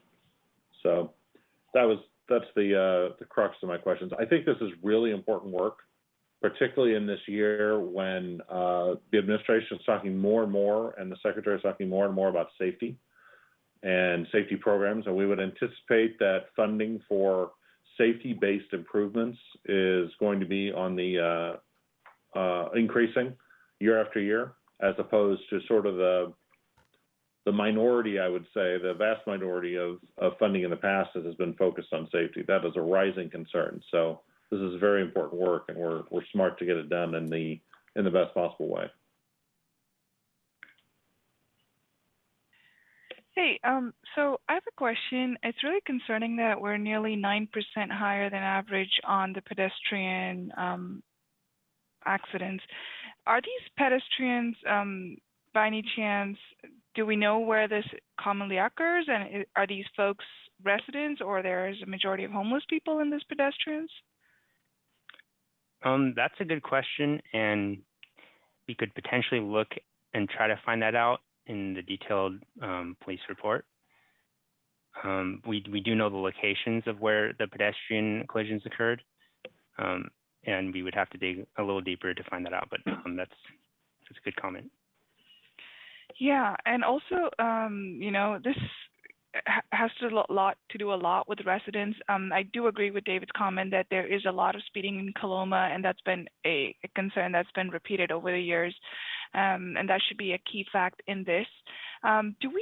Is there a way also that you can have, I know this, the residents input, because I've seen two from like the bicyclist, Alan, and from walking, but homeowner association leads or other residents that are vocal on this topic?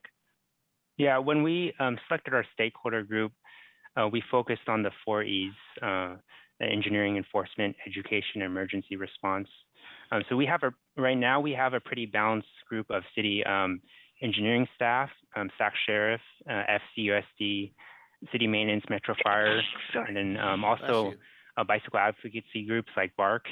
And we also included Walk Sacramento and including SACOG. We have a SACOG representative to speak to regional issues. So there is, under recommendation of our consultant, there is a point where if you add too many stakeholders, it will push out the timeline of our resulting date further.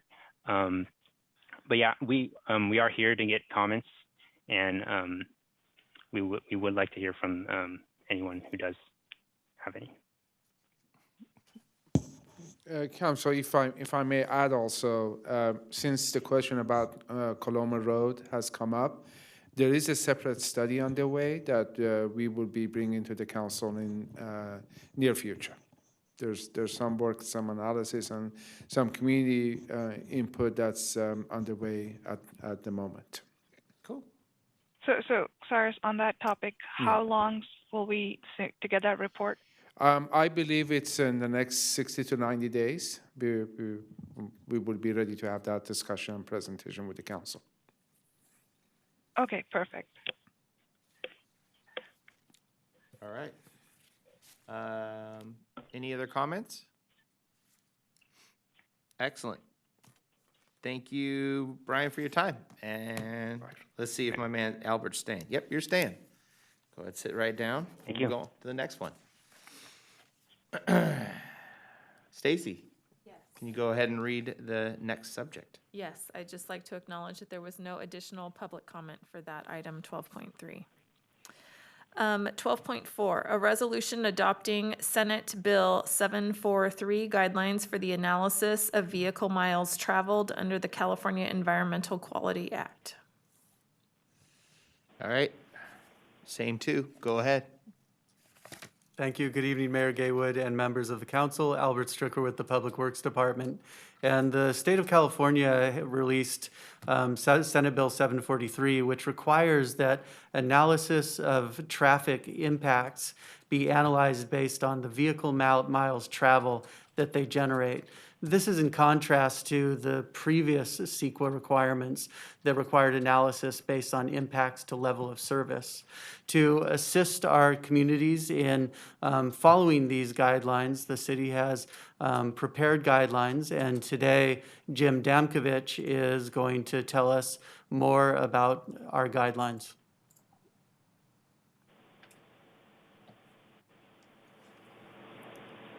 Is Jim Damkovich available? He is. Okay.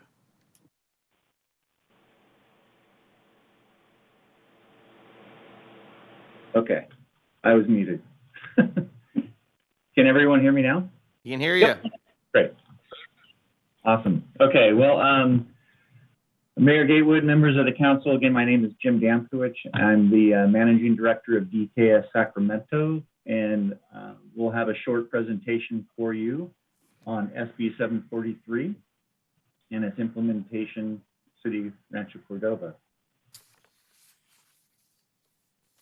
So the objective is to develop and adopt city guidelines for evaluating CEQA transportation impacts that are consistent and compliant with SB 743.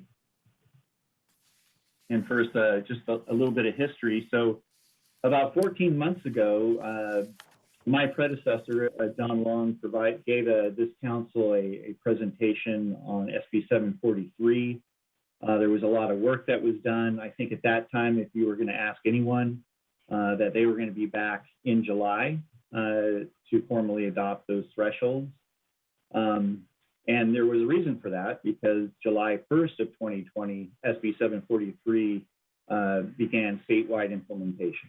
So it's been in effect for about 14 months now. But the city did not move at that time, and it was somewhat fortuitous that they did not. There was a number of reasons for that. One is that modifications were being performed by SACOG on the travel demand modeling process for analyzing project level impacts via SB 743. And those processes have now been incorporated into the city's model and the city's post-processing scripts to formally analyze project level analysis for VMT. So that's been a big plus. Had we moved forward right afterwards in July of 2020, I guarantee you we would have had to be coming back to you to make some of these changes. So it was a good thing we waited. Also, in the meantime, we met with the development community several times, about 3 times, to receive their input, address their questions, and actually make refinements to the guidelines. I think that's been a very positive process. And so fast forward to tonight, September 7th, we're looking for a recommendation to go ahead and adopt the SB 743 policies. So next slide. And I do want to commend the council, the questions regarding safety. So in 2019, I did an APA, it was a statewide conference, and one of the presentations that I gave was SB 743, where's safety? And it was kind of interesting. In 2018, the Office of Planning and Research actually had guidance to more formally address safety as part of CEQA. And most importantly, that could have helped with mitigation related to VMT impacts. And VMT is very related because you develop accident rates, collision rates with VMT. So there is a strong connection. So Linda, your last name doesn't show up on the screen. So excellent question, and keep asking those questions. Unfortunately, OPR hunted and took out all those safety provisions they had initially thought of. So little history there. But city policies related to CEQA. So what's the big change? And it's basically traffic level of service is now out of CEQA as a traffic impact. And just real quick, traffic level of service, it's LOS. It was graded from A, very good level of service, to F, very poor level of service. And basically the state said, well, we don't consider the motorist comfort or satisfaction an environmental impact. So we don't care if somebody has to sit through 2 cycles at an intersection. We don't care if on a given roadway segment there's unstable flow or stop and go conditions. So and that was a big paradigm shift for the entire transportation planning engineering profession, right? Kind of turned us on our ear a little bit. And that's why actually, it went into law in 2013, but it wasn't active until 2020. So this has been around 8 years, right? And we're trying to figure it out. We finally have it. And so the new metrics are vehicle miles traveled. And so, and these are performance measures, and such as VMT per capita for residential projects, VMT per employee for non-residential projects, and then for retail and public services and other unique types of non-residential land uses, it's net change in VMT. And the reason for that is that retail doesn't actually generate new trips, it just redistributes trips, right? Everybody's got to shop. It's just you're picking where you want to shop for a given good. So that's why net VMT change is the metric for use in retail. The same with public facilities such as clinics and hospitals. Anyway, it works kind of the same. You see the dotted line at the bottom. That's a threshold of significance. So if a proposed project comes in and it falls underneath that threshold of significance, it's considered a less than significant impact under CEQA. Obviously, if it goes over that threshold, it's a significant impact. And now you're talking about mitigation. And so LOS is out, VMT is in. Next slide. So the process of a transportation analysis really doesn't change. These were all the same steps in the LOS era. I would say it's a different process. Specifically, there's more screening involved now. And obviously, instead of level of service analysis, you're doing VMT analysis. I will say the last box, which is mitigation, that's probably the hardest part for VMT. VMT is a very systemic measure. It's not location specific, it's everywhere.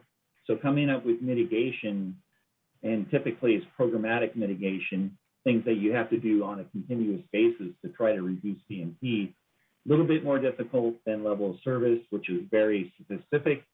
You need to add a turn lane, a left turn lane, you need to signalize an intersection. Those things were at least easy with respect to identifying the issue and resolving it through mitigation. So that's been a challenge. Anyway, next slide. So projects exempt for non-VMT reasons, don't need to go into these in detail, but these exist previously as well in the LOS era. A project is either exempt from CEQA, so you don't have to worry about a VMT analysis. There's a non-transportation issue related to the project, or the project's already been analyzed as part of a prior EIR. So all those things are still at play for VMT analysis, but there are some new things. That's the next slide. So to exempt a project from having to do a VMT analysis, they are called, one category is location-based. And so if a proposed development, whether it's residential or non-residential, is within a half mile of a high-quality transit line or stop, it's given a free pass. It's not required to do a VMT analysis.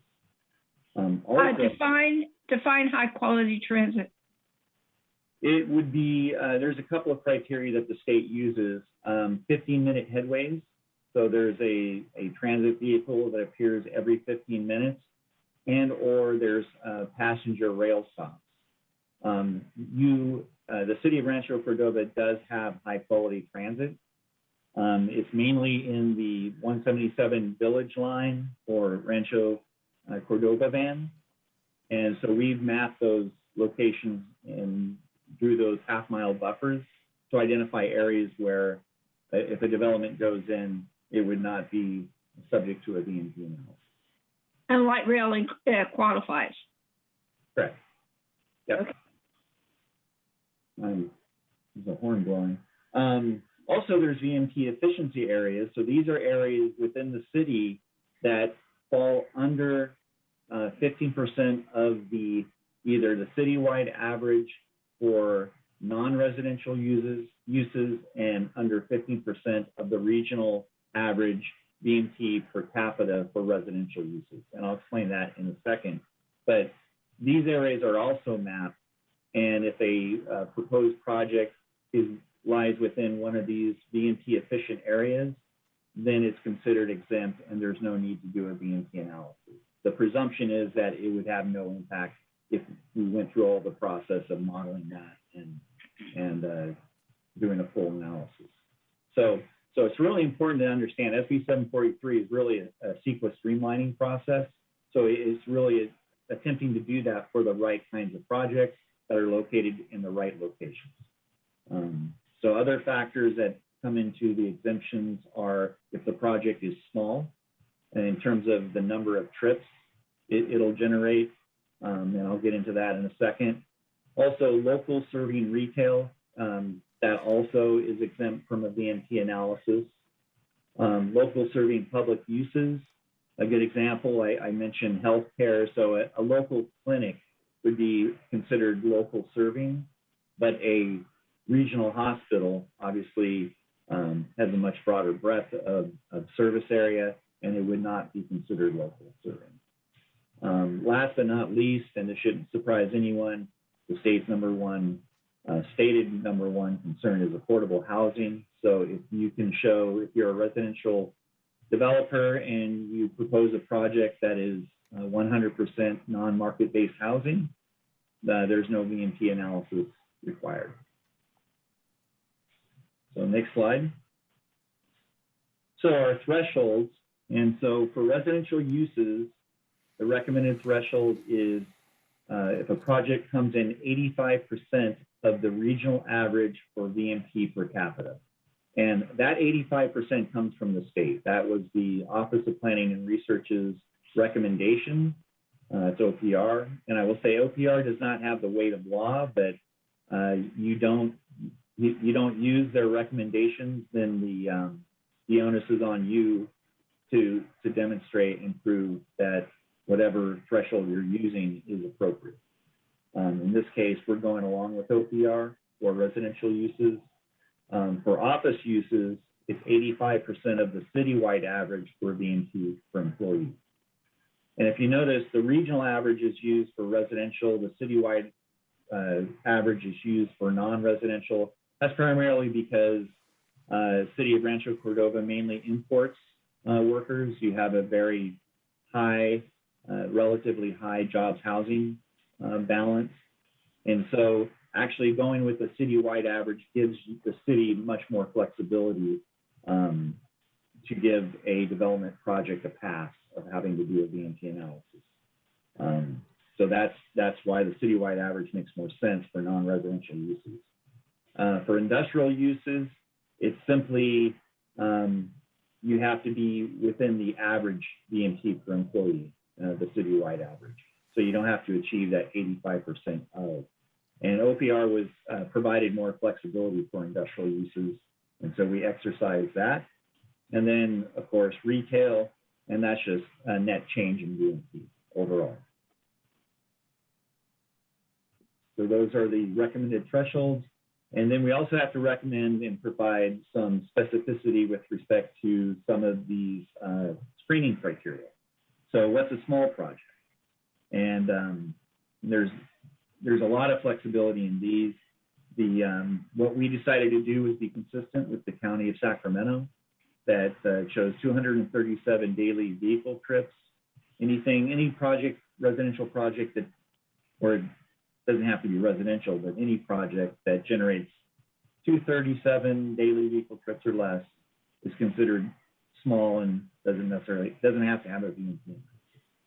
And to give you some frame of reference, that equates to a housing development of 20 units. So if a development comes in, has more than 20 housing units, it would need to do a VMT analysis. Local serving retail, there's a size component to that in square feet. So in the infill area of the city, if a retail establishment comes in that's 125,000 square feet or less, it is screened from having to do a VMT analysis. In your growth area, that expands to 200,000 square feet or less. Of course, the city has complete discretion to require a VMT analysis, and the applicant has the discretion to do a market study that demonstrates that their project is local serving. So despite these size criteria that we're using. So a lot of flexibility there. Locally serving public facility, project does not have a regional public use. Those are fairly clear cut. I mentioned the clinic versus the hospital. And then affordable infill housing. Again, projects is 100% affordable housing and parking supply doesn't exceed city code.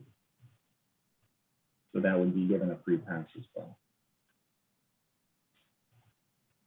So, and then transportation projects. So even infrastructure projects are subject to SB 743. The good news is that any project considered VMT neutral, like your Zinfandel bike and pedestrian bridge, free pass. So that would not require a VMT analysis. I would say any alternative mode project will get a free pass under SB 743. Some roadway projects do as well. Local roads and local collectors, but anything like a major collector and above minor arterial, major arterial. If you're adding lanes, you'll be subject to SB 743 potentially. So, next slide. And that concludes the presentation. I'll be happy to answer any questions. And again, the recommendation is to move forward and adopt your proposed thresholds. All right, thank you. Do we have any public comment? Yes, the city clerk's office received a public comment today via email from Donald Childs. And I do not have any speaker cards from members in the audience. And I am looking in Zoom to see if there are hands raised for this item. And I do not see that any hands are raised for this item. All right. Council, do you have any questions or comments for Jim or Albert? David. Okay, Linda, we'll start with you. Go ahead. Yeah. Okay. So there was one point when you mentioned something about the goal of this measure, and it would be really good if we all had a clear understanding of what the goal is. Is the goal to, I mean, you can make up several things. Is the goal to get more carbon burning fuel cars or lorries off the road, or what is the goal? That would be a really great thing to know. We have to wonder about the effect of online shopping. Is there any allowance in terms of your retail calculations in terms of online shopping? And in that regard, are distribution centers considered kind of like a super generator of regional traffic, or can they be considered local traffic? Did I hear you right that subdivisions need to be less than 20 dwelling units in order to get a pass? Nobody builds a subdivision or a neighborhood. Hardly anybody builds a neighborhood of less than 20 dwelling units. Yeah, the only way is if it's affordable. So if it's over 20 units subdivision, it would be required to do a VMT analysis. Okay. So so really the whole issue is whether, because we are a generator of jobs, the whole question is whether VMT has a significant impact on us versus level of service. So that's where we need to start with having a clear goal in mind. Yeah, and I'm sorry. Go ahead. Well, I was just going to start. All great questions. So, and there was more than one. So I'll just start from the end and move back to your big question in the beginning. But for distribution centers, it wasn't mentioned, but trucks and goods movement is exempt. So a facility that, like a distribution center, where the majority of the vehicle activity are trucks, that would not be considered as part of SB 743. However, the employees and how far they have to drive to get to work at the distribution center, that would be subject to SB 743. I understand. And so kind of a mixed response there through SB 743. You mentioned online shopping for retail. So many places are looking at broadband, high quality broadband expansion and adoption as a VMT mitigation measure for obvious reasons. During the shelter in place, there's been a lot of policy changes at the workplace that allow telecommuting much more readily than in the past, but also there's teleshopping, as you mentioned, there's telehealth, there's all these things. And I wouldn't be surprised to see that kind of filter into mitigation discussions. But I can tell you that regional agencies are looking at broadband expansion as a way for them to meet their transportation-related greenhouse gas emission reduction targets established by the state. So that is something that's moving forward. And then last but not least, the goal. Okay, that's probably the biggest question. And a lot of people think it's all about air quality. Everybody thinks this whole SB 743 is related to greenhouse gas emission reductions. And without a doubt, it's a big part of it. But if you corner OPR, it's really something loftier. It's about land use efficiency. It's about driving less, alternative modes, better choices, just better and greater land use efficiency. And that's why the metrics are VMT per capita. It's not total VMT for residential uses, it's VMT per capita. So you compute what your regional average is, and if development can locate or design itself so it's below that regional average, then there's no significant impact. And likewise for a non-residential use, using the citywide average, that it can fall 15% below that average, it won't be an impact or considered to have an impact. So to me, it's all about land use efficiency, because I'll tell you, to mitigate VMT, a lot of folks are bringing up electric vehicles. And what if we implement electric charging stations? And true, that does potentially address the air quality issues, but that's already something separate under CEQA. When we're talking transportation now, we're talking only vehicle miles of travel. It doesn't matter what technology that vehicle uses or what fuel it uses, it's considered VMT. And so I'm not advocating it because I don't think all VMT is considered equal, but according to the state, what they have right now, that's the best metric they've come up with, and that's what we're subject to. So vehicle miles traveled, just to be clear, vehicle miles traveled doesn't really care whether it's gasoline powered or electric powered. Nope. Ooh, ouch. Talk about state regulations or state goals in conflict with each other. Yeah, it's my prediction that that'll be something that the state tries to modify as part of SB 743 in the future. Interesting. Thank you, Jim. Mm-hmm.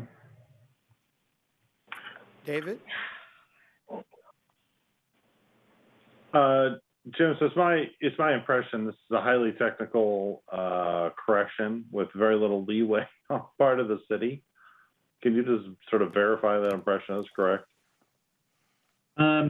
Well, there was some flexibility that every jurisdiction in the state has, and the city did exercise those. So the choice of what average to use is very important. And as I mentioned, citywide average was for non-residential, region-wide average, and the region being the whole 6 counties of the SACOG region. Right. Those were selected to provide this council the maximum amount of flexibility to have the coverage, the legal coverage to exempt a development from having to do VMT analysis. But unfortunately, the only way you can estimate VMT is with a model. And so you're right, and it is inherently technical, and that's unfortunate. All right, thank you.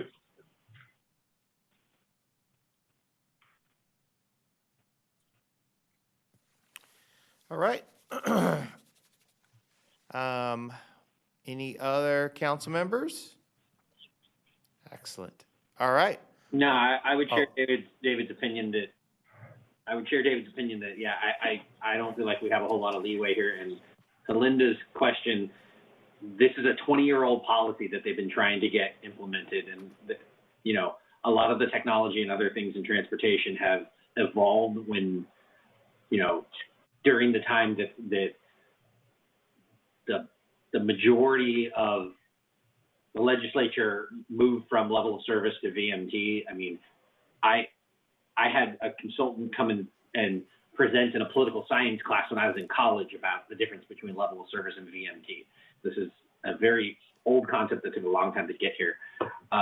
And I did all my complaining the last time we had this presentation, so I won't do it again. The only thing that was not shared with me until after this meeting is that the vast majority of our green infill already have permits and are exempted from VMT. So as we look at a lot of what's being built right now and the rooftops we're planning for within the city limits, very few of them are going to be subject to this. So that would have gotten me to shut up a lot sooner in our last meeting, but just wanted to say that out loud. Excellent.